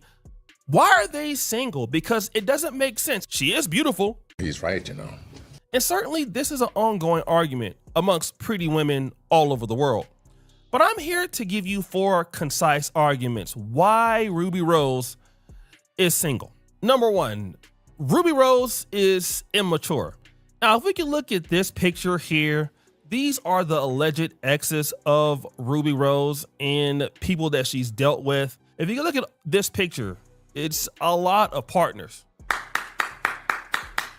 I'm not here to even insinuate that she's some sort of thought, but I am here to insinuate that if she has this many partners in the past, it would indicate one thing: her immaturity. Woo! A good example of this is her post that she creates on social media when she finds out that one of her exes has completely moved on from her. Not Rubi Rose talking about I need to be on an island with a little flower in my hair. But coincidentally, at the same time that Wendy Ortiz is on the island with DDG with a little flower in her hair. Like, don't get me wrong, I love to see DDG and Wendy Ortiz together. But Rubi Rose is coming back for what's hers. I'm not gonna lie. In this case, DDG is out on vacation with another woman, and there is Rubi Rose saying that she needs to be on vacation with the same exact thing that the lady is wearing that DDG is paying attention to on vacation. This indicates a high level of immaturity. Now, I could go deeper in the process, but this will usually discount however beautiful you are to any man who has optionality. Now, you could be fine and you could be beautiful and you could be dead on gorgeous, but if a man has an opportunity to not deal with some of your problems that you have neglected, like immaturity, a man will just not deal with it. And immaturity can lead on to many other problems that we're going to talk about today. And the next one is Rubi Rose is dangerous. The decision, to in start 2020 during COVID, during the pandemic. for what reason? Because My ex did it, DDG. He started it first, and he told me to do it. Oh, he got a kid. He did. Congratulations to them. Now, Rubi Rose is going on podcasts telling people, whoever wants to listen to it, after the breakup of DDG, that he is responsible for her joining OnlyFans, or that she was forced to join OnlyFans. Now, at the end of that particular clip, she gives a passive aggressive kind of side-eye congratulations to him and Holly Berry for having his kid. But this situation is actually dangerous. So when Rubi Rose decided to sit down with Bobby, that awkward white girl, and tell a story that I thought was very, very dangerous. And Tasha K realizes this, but it's not the first time or the only time that she does it, even after this podcast. My trauma dump is I was talked into doing OnlyFans by my ex, and it was cool for the first couple of years, but now it's like I have to keep doing it too, so I kind of relate to you in that way, and it's just definitely put a damper on my reputation, but it's a choice I made. And she's going around saying that, DDG forced me on the OnlyFans. And again, this is something that is terrible because it almost insinuates that DDG is like sex trafficking, very similar to P. Diddy. And that's not my own findings here. Tasha K brought up that particular point on this exact stream. And so what you're trying to make this young man to be is a person that is, forcing you into a sexual nature or into the sex industry, and you don't want to do it. And this is exactly why DDG had to respond to that narrative. I ain't got nothing to do with me. Like, what? Like, she made it sound like I'm a motherfucker. Now I can see if a was getting a cut, but if you making $800,000 a month, the hell? You better keep doing that shit. He said like it was a bad thing. Yeah, he had to respond to that because why? You're gonna get treated as if you know, hey, you're taking advantage of women. Right. And this is the exact thing why, you know, it's dangerous dealing with a woman like her, because obviously there is what?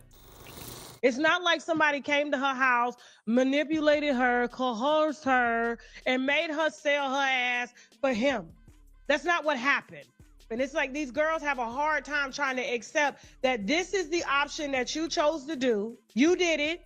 You're making a ton of money from it. And now you want to blame him because there is this side of it that's kind of like, I don't really think that's professional. You're better than this. Why are you stupid to this level? So it's her not taking accountability for her choice, her body, her choice, okay? There is no real accountability. And I know that we talk about that a lot on this channel, but accountability is literally the killer of beauty in a relationship. I mean, number one, you're dangerous, and then you have no accountability. And see, the thing is, if you're a woman that has accountability for your actions, it really does improve your beauty by 100%. He's right, you know.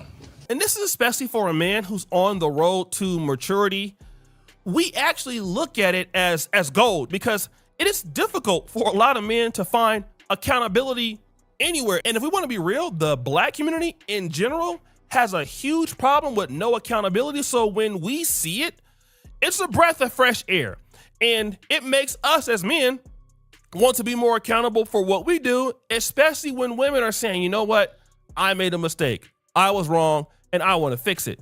In that case, why do we want to give up a woman who wants to do better in the relationship, who wants to fix problems? Of course, we're always going to have problems, but if you're a lady and you can't ever say, you know, it's my fault, but you want the man to always say it's his fault, most men look at this as it's a problem that just can't be fixed. And it doesn't matter if we love you, it doesn't matter if we like you, it doesn't matter if the sex is good, it doesn't matter if any of those things are the truth.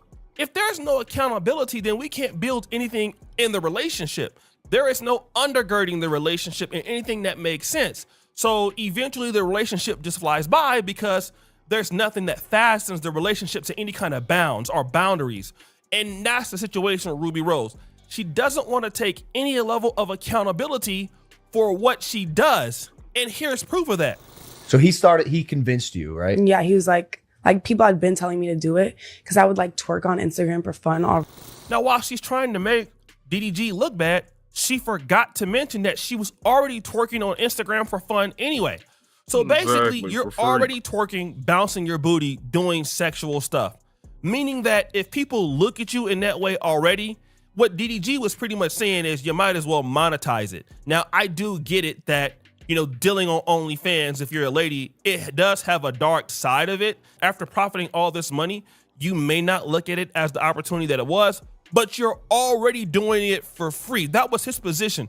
You're already twerking on Instagram. You're already booty bouncing. You're already letting the world know that you're like that. So you might as well just go to OnlyFans. I mean, he's not telling her that you should go on there and do self-clapping, you know, videos, but you might as well do it because you're getting paid. And he makes the point that I'm not getting any money out of it. You're getting the money out of it. But the next reason that Rubi Rose may not have a man is this. So boom. So we was at DDG crib. We just in the living room playing the video game. Then out of nowhere, bro. Boom, boom, boom, boom, boom, boom. RR, stomp in. Don't say a word. At this time, they wasn't cool. They wasn't on speaking terms. So like, she had came unannounced. She don't say nothing. She goes straight upstairs. DDG look at us like, we like, so we continue playing the game. She come downstairs. She come downstairs with some flight itineraries, the flight tickets. Just for context, I guess DDG had flew some, you know, little yeah or whatever, some little shit out and put the thing in the trash. So she dig through his trash and found it. So she come downstairs mad, bro. DDG not really paying attention. He playing the game. When I say, bro, she grabbed this ass chain, bro, and threw that across the living room. I looked at DDG eyes, bro. That nigga pupils was dilated, bro. That saw nothing but red. When I say, bro, I'm gonna leave it at that. I felt it. I felt the yank. I'm like, ooh. Mind you, she did this in front of his. He stand up. Ain't no telling what he was gonna do. I know DDG. That's not him. That's not his body. He would never dare, like, you know, do anything like that. Yeah, right. That look in his eyes, though, it was a strong consideration. That's the way she snatched it, bro. Like his head yanked. Right, you can hurt him. And the chain broke, and she threw that. Like, it's not no regular chain. It's I know like, it's DDG, so shit back. I just remember me and B-Lou jumping up quick, because I know every thought that was going through that at that moment, bro. We couldn't waste no time, bro. So we go grab nigga, bro. Nah, girls be, she popping her shit, boom, boom, boom. She running to him to like, I grab her. She like fighting like, nigga, I had my chain on. She grabbed my chain. She said, if you don't leave me alone, I'm gonna break your chain. She said, who the you? I said, take my chain off. I'm gonna show you exactly who I am. This is one of DDG's homeboys. And he's talking about a time in which they were not together. Ruby Rose came over. DDG was not bothering her. And she was completely the aggressor in the situation. Not only going into his house, but damaging his chain. Shut up, B-Lou. And this is what a lot of people were talking about when it came to Ruby Rose. She's just completely violent. And again, if you are a man that has something to lose, and you're already known as being a liar or being vindictive, and to be honest, Ruby Rose is pretty, but you know, you got to have somebody who's willing to deal with you in the industry. And once people start to see that you're violent, guys will basically back off. And why is that? Because most men may not have the restraint of, you know, dealing with you if you want to start, you know, hitting them or taking away their chain or something like that. Most dudes will maybe want to even fight back, okay? And then if they do, then they lose everything that they have built because, you know, hey, you're hitting a woman. There are certain people out there that feel you should take whatever a woman gives you and not protect yourself. So a man that has something to lose will just go back and look at what? His optionality. He will say, well, if I don't have to deal with her, I won't. I can just deal with somebody else who looks like her, looks worse than her, or looks better than her. And so if I don't have to deal with those problems, I won't. Then Ruby Rose will come back on and try to make it a very surface level thing, which is the reason why I don't have a man. I don't get it. I'm so beautiful and I'm so fine. And that's the fifth idea. Just because you're beautiful doesn't mean that somebody needs to invest into you into a relationship. Let me give you an example of what I mean in sports. Anybody watches football, you know about how good the Colts are doing this year with Daniel Jones at quarterback. There's also another quarterback on the team. His name is Anthony Richardson. Anthony Richardson, by all means, is a better athlete than Daniel Jones. He has more arm talent than Daniel Jones. He's bigger, he's stronger, he's faster. The reality is that Daniel Jones is a better quarterback. And while Anthony Richardson is a freak athlete, the problem with Anthony Richardson is that he is a terrible quarterback and he can't read defenses and he's not accurate. So it doesn't matter that he has a stronger arm, and it doesn't really matter that he's 6'4", 6'5", and he runs a 4.4. Who cares when you can't play football? Woo! And people want to be around or in relationships with people that can win. And when you look at somebody like Ruby Rose, you cannot sit here and tell me that you can win with her in a relationship, despite the fact that you are beautiful, despite the fact that you might be freaky. But you are a bad look, and that's the issue here. You're a bad look. You're a real bad look. For any guy that's serious and wants to have something for himself, nobody can say, well, hey, listen, go with Ruby Rose because that is a really good opportunity for you to have a wife or that to be your child's mother. That no one says that. So for any lady out there who believes that you are so beautiful and you look good, and you very well may be all of those things, but you know, you can't find a relationship or why are you single? It's simply because you're just not worth putting up with. Woo! And people who are hard to deal with eventually become single because by default, your behavior is what is making people stay away from you. Woo! So guys, what do you think? It's your boy Shady Jackson back at it again with another episode off. Yeah, I just think ain't nobody trying to take her serious because she's just 305. I mean, that's what it breaks down to in all honesty. Always around, always connected, It's I don't want to deal with no hoe. That's all it break down to.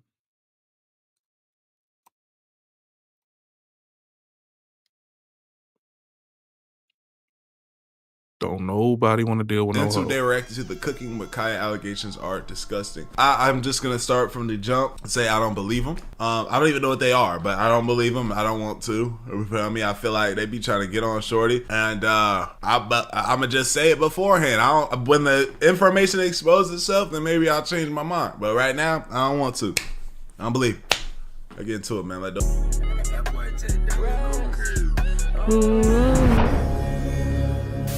There's been a weird rumor going around about Cooking with Kya, and it's got the internet making wild assumptions. Getting ready for work too, man. How the audio been, y'all? How the audio been? I adjusted it. I saw something that about it being good. I haven't really seen no complaints. Let me know. How's it sounding? To Dubai. I think I slept the most in Dubai. But what did I do? I got on 2 yachts in Dubai. I was second guessing making this video, but look at these comments. Why is she getting these comments after a regular trip to Dubai? Went to Dubai and didn't take any pics or vids. 2 dookie sessions. For sure getting that Dubai chocolate for 200. Like, come on, bro. Come on, man. What we doing, bro? You feel me? Why we doing that? It's unnecessary. For sure getting that Dubai chocolate for $250. Like, damn. I'm fighting back right now. I ain't going. 50K. Tell me why I seen a tweet of saying like Cooking with Kya been in Dubai for more than 2 weeks. I ain't know the Dubai billionaires got to her. I ain't know the Dubai billionaires got to Dubai. I thought it was like an NFL player, probably like a linebacker from the Falcons or like, you know what I'm saying? But I ain't know the Dubai billionaires got to her. Nah, they dead dropping deuces on her chest.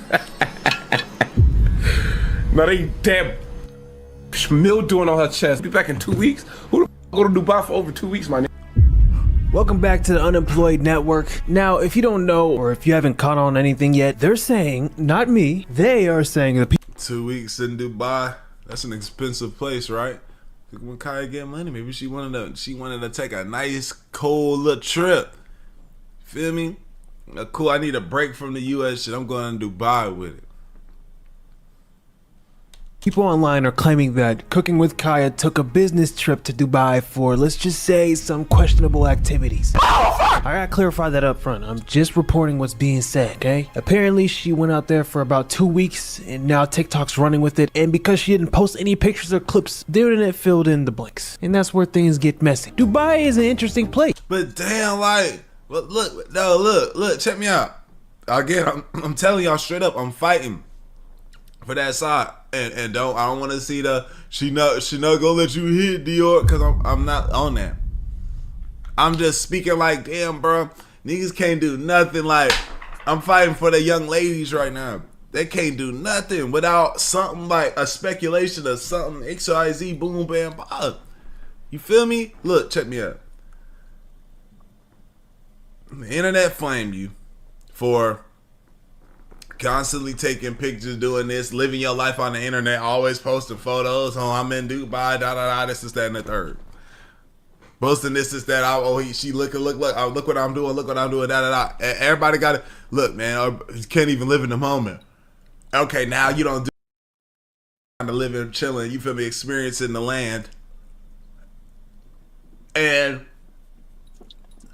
you ain't on nothing. And now they want to say, oh, you over here getting fucking shit on your chest now. Jesus! Like, dang. I'm fighting until I see some real proof, bro. That's foul. When you think of Dubai, what do you see? Luxury, vacation, family trip, IG model status, the most desired place to be in the world. But there's another side of Dubai that a lot of y'all don't know. There's a dark side, the one people whisper about but never say out loud. The Dubai porta potty rumor.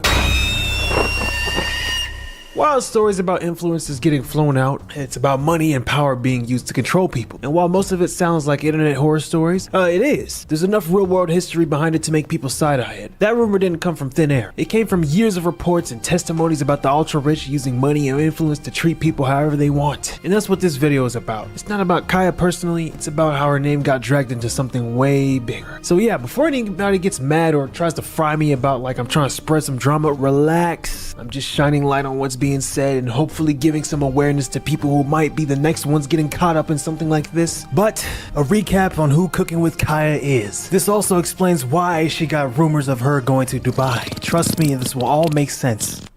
Her content began as cooking videos with a twist. She dances in skimpy outfits. A lot of women did not find it fun or funny. They branded her a pick-me girl, accusing Kya of seeking male approval at the expense of other women. To them, her flirty, steal your... I ain't gonna lie, she ain't never been in a fair situation though.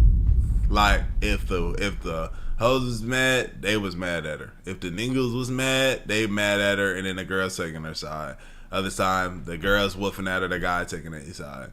It's like she ain't never been in a winning position yet, where everybody was like, "Yeah, go Cooking with Kya. That's what's up. We rock with you." She ain't get to have that. Yeah, that's yeah. That's what I don't like. That's why I don't want to be like, I ain't gonna do that. You know, I don't like that. Man thing was whack that they didn't get the hype and even because it's not like even like she a dirty foul human being. Like there's niggas that deserve this treatment. I don't think she deserved this treatment, bro. The looks implying she wasn't even attractive enough to warrant all this attention. Hey, before we get back into the video, I got a way you can make some extra bread. I know you bored at home right now, bro. And all you have to do is play games and get paid for it. If you hit the link in my description or scan the I'm QR doing code a reaction to your video. I'm not bored, bro. On your spare time. And when you use my link or QR code, I ain't bored. I'm doing a reaction to your video, big dog. bonus to get you started, bro. Ain't nothing boring about that. Let's do it.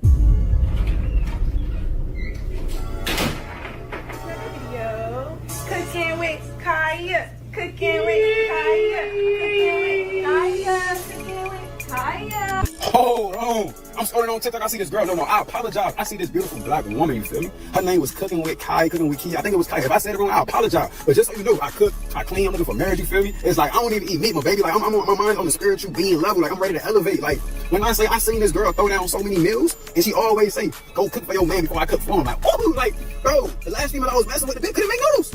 She couldn't make a Pop-Tart. Like, how can you not make a Pop-Tart? You take out the wrapper and you just give it to me. How can you do that? Handle my shit all crumbly and shit. Hey, listen.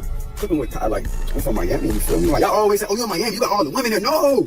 I'm in Miami, I got all the women, city girls. I got all the 3 old Oh, me the Ky's. Where is she from? I want her. He talking about he about to TikTok controversy change religions. Kya stepped into a new arena, Chrisean Streamer University, a live streaming extravaganza of learning how to stream or just networking like that. So here, Kya's online persona met real life chaos. During an after hours club, I think it was Quan, content creator smacked Kya's ass. The clip went viral and Kya's boyfriend or ex-boyfriend was not amused. Apparently he was watching from his hotel, so the ex-boyfriend or Zabron, if that's how you say his name, he went on Twitter and said, "Damn, I'm waiting for my girl and she at the club getting her ass slapped live in front of 50K people." This wasn't player whatsoever. Get on here on Twitter, start talking like this. Yeah, he real tender and then body. He said, "Never trust no bid, y'all. Learn from me." Essentially, he accused Kya of disrespecting him for the sake of content, I guess. This outburst sparked yet another debate. Some thought Zabron embarrassed her by overreacting publicly, while others argued Kya invited the disrespect by dancing provocatively on stream. And then we got the Courage the Cowardly Dog situation, shall we? There's 3 things that I don't Miriam want. I don't want to be publicly embarrassed. Guitar you feel me? I don't want to be publicly embarrassed. I don't want to be publicly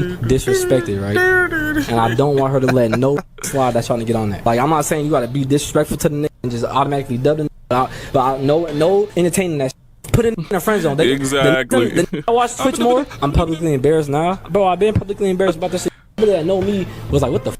Just because not everybody knew, a lot of people knew. I got a lot of supporters, but everybody that knew me knew that we was together. So I was getting embarrassed the whole time, bro. Y'all should see my Discord game. These niggas on my ass. I'm like, and the thing is, I'm in the Discord. I'm like, nah, you're not doing it. Nothing happened. Like, the reason why Kya got so much damn hate when Streamer University was over was because this situation right here. Like, she really dubbed her dude because he jumped up and said that he wasn't feeling that, and he didn't say he was breaking up with her, but he felt like he felt some kind of way about that. And then she dubbed him. She got rid of him, not thinking that he's her number one marketer. He did all her marketing. He did all her press and her promo. He was a streamer himself that put herself on the back burner so he could do all the work for her on the back end. He did all her clips and all of that. And then she just got rid of him because he felt some kind of way about how she was acting when he wasn't around, which is stupid.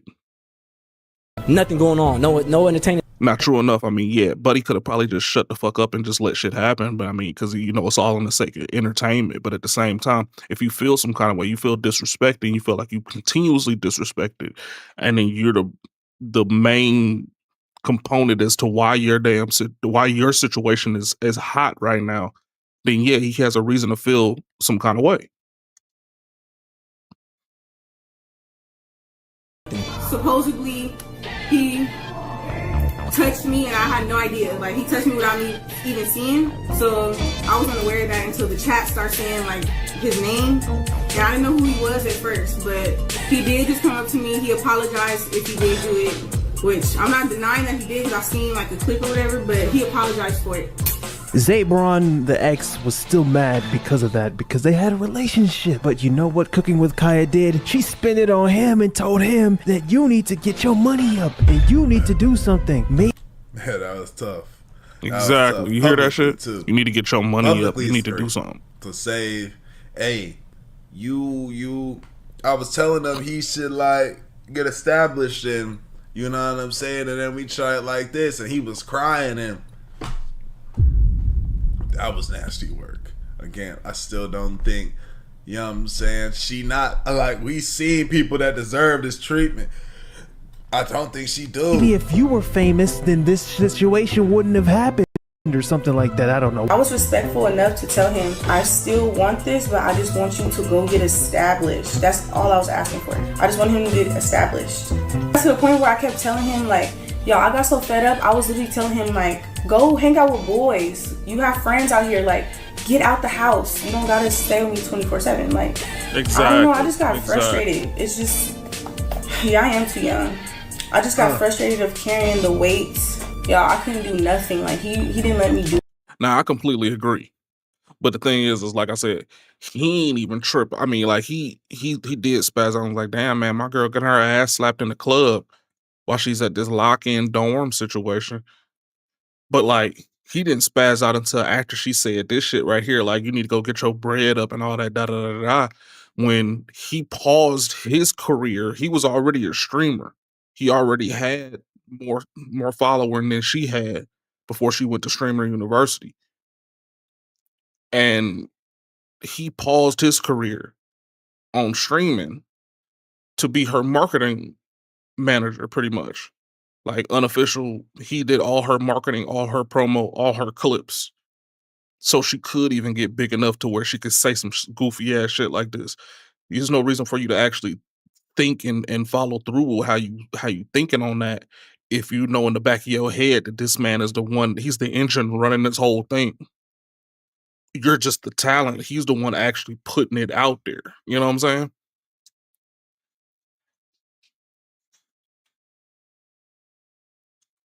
Nothing. Like, oh my gosh, it was so bad. But anyways, like I said, I'm not gonna speak on his situation. This was cooking all that. I mean, yeah. I ain't gonna lie, that's dope. Look, technically, yeah, but then right now, he up again. Now he got 4 times as many damn followers and subscribers than he did when he first started before her. And then now her shit is dropping down because everybody saw how she dubbed him when he wasn't doing nothing wrong. So now it's working in his favor.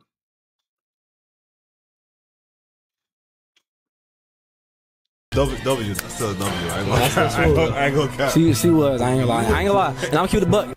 She cooked good as too. I ain't gonna lie. She cooked good as a. Just for show? Yeah, no, it wasn't like the food and nothing like that. It was just her as a person, gang. Like, she was such a cool, like, good person. Like, I don't know, she was so easy to love. Like, I don't know, I just fell in love with the person that she was. I don't know. And just like that, Cooking with Kya got a lot of backlash. And what was the best decision to do? Cry on stream. I'm just irritated feel like my name just gets slandered so much, and I really don't be doing nothing. Like, I literally don't be doing nothing. It's just always something. When it comes to my name, it's just always something. Like, it's so rare that I see positive stuff about me. And I literally don't do nothing. And it's like, the thing about that is, too, since the time you've been on the internet, like she said, you got positive, you know, you got your validation from the men, but then the ladies was cooking, they on your ass, they not rocking with you. You go into this any next press phase. is an opportunity, but it's Everybody just like, all look at ghetto you, internet you wild shit and cheap, anyways. man. Exactly. Look at you. Oh my God, she crazy, da da da. And then boom, so you 100%. go silent, you chill, you ain't been streaming, you just posted doing whatever the hell you doing, you kicking it in Dubai, you got some money, you like, I'm trying to chill and relax. I need to change this shirt. And then guess what? You still getting the hate. It's like, damn, you ain't even do nothing. Just because Dubai has like, cause girls got certain girls moving a certain way in Dubai. Now it's like, look at yo, she over there getting shit on. That's flawed, bro. Genuinely, that's how I'm feeling, bro. You know what I'm saying? Like, nothing. Like, nothing could get worse than that. So it's just like, all the hate and everything, like, nothing affects me no more. Like, it's like I have no feelings no more. As she crying. Alright, y'all, I'm finna just end for a little bit. I'll probably be back later. Get your ass in that kitchen and make some content. If you gonna be sexy in the kitchen. Okay, you got the context now. Now back to the My boy Dubai Soul- allegations. So yeah, Soul now every Illuminati time an was all on influencer her takes his head, random too. quiet trip to Dubai with no post, the internet automatically assumes the worst. It's become this coded meme. Dubai trip equals something freaky happened. And that's why Kaya's situation hit so hard online. She rocked right into an old rumor that's bigger than her. But to the people who allegedly got caught up in this, allegedly, unless there's some real concrete evidence, but from what I'm seeing on social media, people are digging. They're bringing up old clips, screenshots, and it's not just Cooking with Kaya either. This past year alone, people have been showing the same kind of rumors that IG models. Nigga, 40-year-old mamas with Damn, no dental damn. insurance. Everybody on their ass, bro. Yeah, that's ugly. Everybody on shorty ass. That's Damn. Rappers, Ruby Rose, Saweetie, calling them escorts, saying they took business trips to Dubai. It's all the same pattern. This internet shit messy, bro. Like, I don't know Yeah, how she people did have go- this much time that they got. Yeah, I ain't gonna flex. She did go at the wrong time. She went the wrong time because literally we got the Sweetie shit going on. We got the Ruby Rose shit going on. We just got done with the video for the Ruby Rose shit. Yeah. A bunch of these hoes is getting caught up being hoes. And she just so happened to be the last one to go to a Dubai trip and then pop back up with no damn evidence of having a good time or not, or what you was doing or nothing. And you're a content creator. You went to Dubai for the first time as a content creator and you ain't post nothing. That just looks suspicious, especially with all these whole speculations, the whole witch trials going on right now. It just look crazy. Optics, man. It's the optics.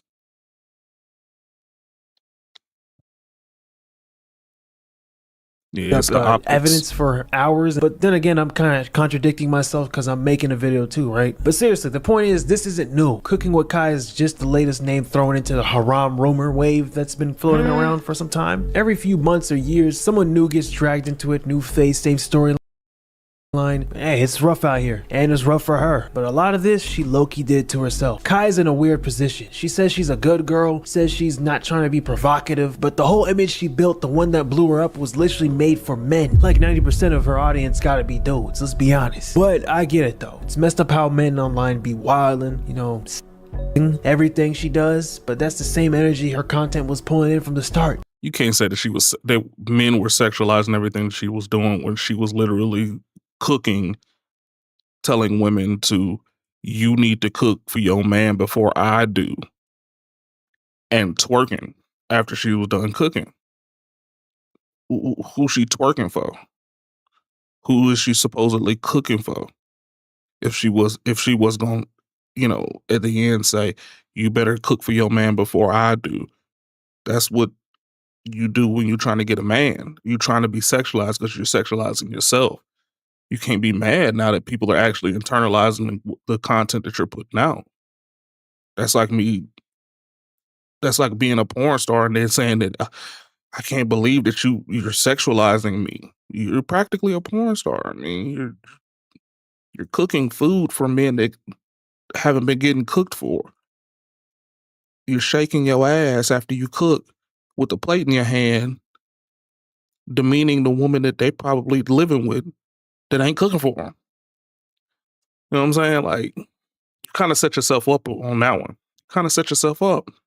How she makes her bread. Now people are taking that same image, the one she built, and twisting it to something darker. Talking about she went to Dubai to, you know, get duked on, bomb dropped. That brown liquid treatment. Real shit though. Like, bro, that's insane. It's crazy because she's the perfect target for that type of rumor. So when she suddenly goes, takes a trip to Dubai and posts nothing, the internet fills in the blanks with the nastiest story possible. That's internet 101. If you don't control your own narrative, they'll make one for you. I'm not defending her, but I'm not gonna sit here and act like the internet ain't bogus, so I guess I am defending her. She might have built the image that made this believable, yeah, but that doesn't mean she deserves to get dragged through this porta potty rumor storm. At the end of the day, this whole thing says more about the internet than it does about her. But now she's seen the flip side of fame. Go look at her comments on TikTok. It's sickening. What they're saying, bro, it's almost like she got the like, if you go look at those comments, it's like almost believable that she got the brown bomb dropped by some billionaire Saudis. Bro, TikTok is funny, bro. But it's a pooping with Kaya. Somebody said that, bro. This is, I'm keeping it honest, bro. I'm telling you, I ain't got no ties to Shorty. I don't give a damn what she got going on. I ain't stunning her. I got my own life. I got a beautiful woman. Trust me, bro. This is coming from a genuine place of, this seems so unwarranted. Like, niggas really be like assholes. Like, think about on some Ruby shit. She out here being wild, acting, not taking accountability for this, that, and the third, right? Is she perfect and right in all situations? No. But, you know, we seen how Ruby moving. We seen how Sweetie moving with the messages from Shorty and all that. Like, it's like, look at you. You over here slipping up, moving how you moving. But I don't, like, damn, bro, this one heavy, dude. Feel me? That being said, y'all let me know what y'all think. Let me know what y'all think and how I'm feeling. I appreciate your great for y'all, bro. We are gone. Oh, my bad. Why this man just don't get a dummy battery for the damn camera? My battery. By the time August 16, 2025, Chrisean Rock would be in a new relationship, this time with rapper Hood Trophy Bino from the Los Angeles County area. Now, before then, she was dating some young dude from Morgan State by the name of Titan Thompson, and that didn't last for about a few days. Blueface was in prison, but now she shows up with this particular rapper. And this is around the same time that Chrisean Rock had a spiritual awakening. She was going to church, even preaching.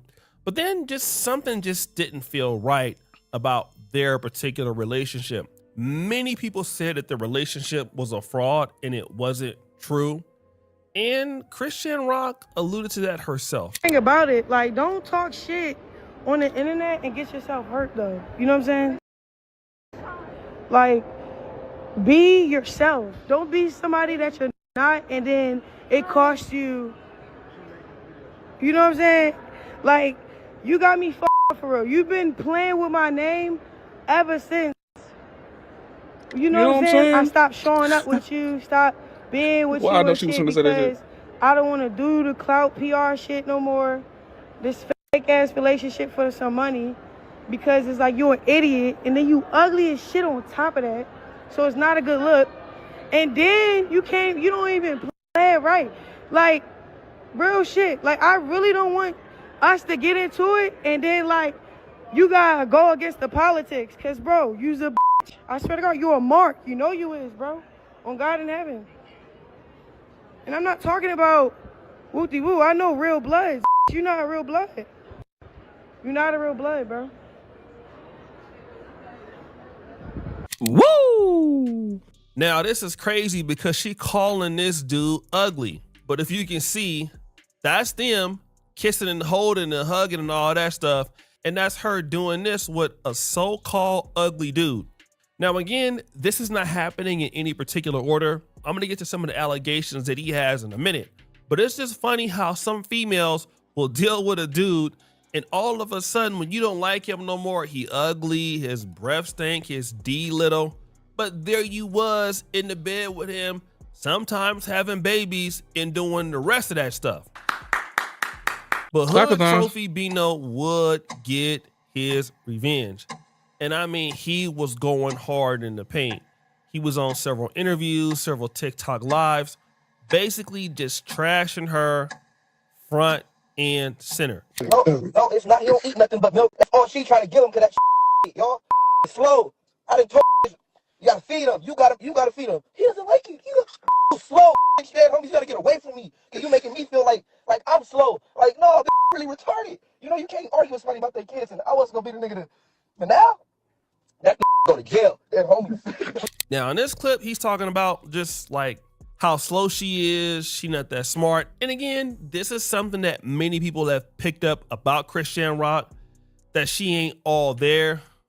But then this happened. Bro, hey, we don't like arguments. Gotta tell the get your dirty ass in the shower. Get in the shower, you stink. Like, I was being cool. Like, damn, I was trying not to talk about you. I was letting you know, be on your path up when you was finding God and shit. But bitch, you didn't woke up the wrong. Not Ronnie should have took his baby. That baby probably his. The Blueface in him, his mom would hit me up like, he said, hey, man, you know we got 20K. Swab the little give us some blood tests. I would have did a blood test for their ass. I swear to God. He's saying, listen, Blueface, you need to come out and get your kid. Now, you know, Hood Trophy Bino is affiliated with the Bloods, and as you know, like Blueface is a Crip, but he ain't even worried about having no beef with Blueface. It almost seemed like he feels sorry for Blueface. Like, yo, man, like, you know, this chick is real trash, man. Like, why you didn't tell me before? Like, you know what I'm saying? You need to come back and get this baby. And he even says, if y'all would have paid me and you really wanted to know the DNA of the kid, I would have did it myself for $20,000. Woo! But the real allegations that he dropped came from this. That's what me and her really got into it about. But look, little bro fall off the bed. I'm like, man, pick him up. She like, oh, he's strong. Man. Hood Trophy Bino says that while they were there, like hanging out in the house, her son fell off the bed. And her son is also named Chrisean Malone Jr., also known as CJ. So basically, this comes back to the idea that Chrisean Rock is a bad mother. You know, she could be on drugs. And even Ray J has also said that Chrisean Rock is not very clean. And so this is the most damning part about Chrisean Rock that he's bringing out to the open, about the lack of awareness or even care that she has as a mother to her child. And now it's down bad because Blueface mom Carlisa got involved with it too. Oh shit. Don't just leave him on the floor cold. That shit got me all the way fucked up. And you know what? If she want to run it again, we can. Because that shit right there pissed me off on so many levels. You have no idea how many levels that pissed me off to hear that man. Why is you even in the bed with one of my possible grandkids? Why is another motherfucker in the bed with one of my grandkids that didn't come out his ball sack? This is how down bad the situation is. Because she's like, listen, you know, you got this dude around my alleged grandson. Like, she still don't believe that this kid is Blueface's, right? And there's even some more damning information that Mr. Hood Trophy Bino dropped. Nothing to tell y'all about Junior. Everything y'all saying is right. That she need exorcism. That homie's like, she's sick minded. That's why I left her. I couldn't just watch that shit. You feel me? Not a good person. Not a good mom. Like, you feel me? I had to leave because it was in my head that I'll keep telling the pick up your. Man, she want a nigga slap her, like slap me. I'm over there slapping Blueface. Bow, bow, bow. Like, I don't know where to start, bro. He's slapping the tattoo. Slapping the shit out of blood. Bow. Feel like, damn, why the I'm slapping blood? Slap me harder. Bow, bow. Oh shit. Poor mom. Poor woman. Poor hygiene. Damn. Poor. She said. Same wig and sip. Damn. She left me, dead homies. I found in the car sleeping, said, Chrisean, that's you. So not only did he say that she was asking him to smack her up, He's talking about that she's not a good person, to leave. She's delusional. She got problems. But guess what, guys? There's actually more to this. Fast forward. Now, Hood Trophy Bino's baby mama was involved in this whole fiasco when they first got together. Okay, bet I got enough time. What she said. We're gonna finish this video up, and this is my last video, y'all. I'm gonna get up out of here. He got his ass ate. Put that on y'all T pages. Oh God. Video, sweetie. Oh God. Put that on y'all T pages. So I never cared. That's what I'm saying. He's going to make me start telling his business. I would hate that for that man. Now, while Hood Trophy Bino is He exposing got his ass ate. Chrisean Rock, and while Chrisean Rock is exposing Hood Trophy Bino, his baby mama is literally saying that he's gay. Damn. I mean, guys, I hate to put this out there, and I'm not trying to be mean, but this is what the hood does, all right? And unfortunately, in Black America, this is usually promoted as a part of our culture, when in reality it's not. But that's just one argument, all right? I'm not gonna preach today. I'm tired and I wanna go to sleep. But I wanna just get back to more of a basic level. Like, Hood Trophy legit. Bino, bro. Let me ask you a question. If she was that bad, why was you dealing with her in the first place? Damn. Probably for publicity, because I ain't never heard of that nigga before her. Deal with a chick. Real talk. Chick not smelling cool. I mean, that's mostly y'all now. I got money now, so I ain't gotta be like you. Woo! But we'll deal with a chick that's down bad. Deal with a chick that's broke. You know, chick just struggling. I agree with right? that one chick that's on The moment that was that in the y'all comment, break man. up, A real man all don't do of a that shit, sudden, man. you let I the mean, whole hey, world know about how if she down bad trashed, she if she trashed, you Women gonna just do the same you know, thing. I don't know why everybody y'all will feel notice like once don't you stop nobody fucking with her. understand what y'all doing. Like, why y'all But stop here's fucking the with each problem. other? Ah, When man, you know y'all how it actually is, man. Participate in And this then kind of leave it at behavior, that. you're not exposing the mate. I mean, it looks like you're exposing the mate, and you know you got people in the comment section saying that they're taking Hood Trophy Bino's side. They see this behavior in Chrisean Rock. He's right to call it out. But the reality is, the reason why he can call it out is because he was dumb enough to get with her in the first place. Woo! And that's the reality of stories like these. When you deal with a person that is like as bad as Chrisean Rock, it says something about you. And a lot of men need to kind of understand that. And sometimes I have to like pinch myself because it's easy to complain about or how down bad they are. And you know, they ain't about nothing. They dusty, they broke. And all of that can be true, all right? But then if you are attracting them kind of women, and typically, don't get me wrong, we may, because they got a fat ass or they light skin or whatever, then why do these kind of women come into our life? And it's the same thing with the men. You know, it just looks bad if you're gonna have a baby daddy or a baby mama and you know you guys get into a heated argument, you put it online, you put it out there for the world to see, and then you really just going off on them. And let's say, for example, you know, you got receipts. Well, if she just looked like a dirty house bitch. to I ain't begin even gonna lie with, to you, man. I don't know you something was there about her, in the man. dirty house, and you was clapping them in the dirty house, and the kid fell down or whatever thing you alleged, and it's true, and you was there. Guess what? You was there. All right, getting low quality chicks because you're a low quality guy, and it's Right. okay to admit that you're a low quality guy. But the problem is thinking that you're not a low quality guy when you are a low quality guy. That is the problem. That is the issue. Acting as if you're not low quality like the people that you're complaining about, when in fact, yes, your ass is just as down bad, your ass is just as dusty, and your ass is just as scandalous. Because if you wasn't, you wouldn't be dealing with that. So guys, what do you think? It's your boy, O'Shea Duke Jackson, back at it again with another episode of The Celebrity Junk.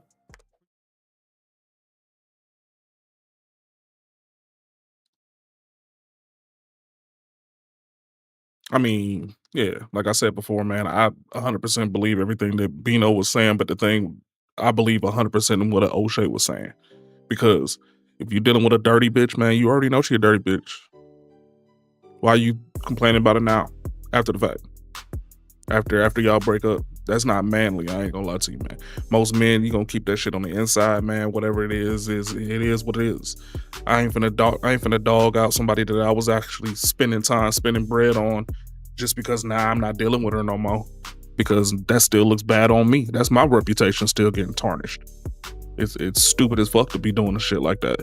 But at the same time, man, I mean, if you ain't got no clout for yourself and you dealing with somebody that's full of clout and they, you know what I'm saying, you can run them numbers up just because you dealing with this chick, it is what it is. I mean, I guess I can see it, but then I don't live in the world where clout is a commodity.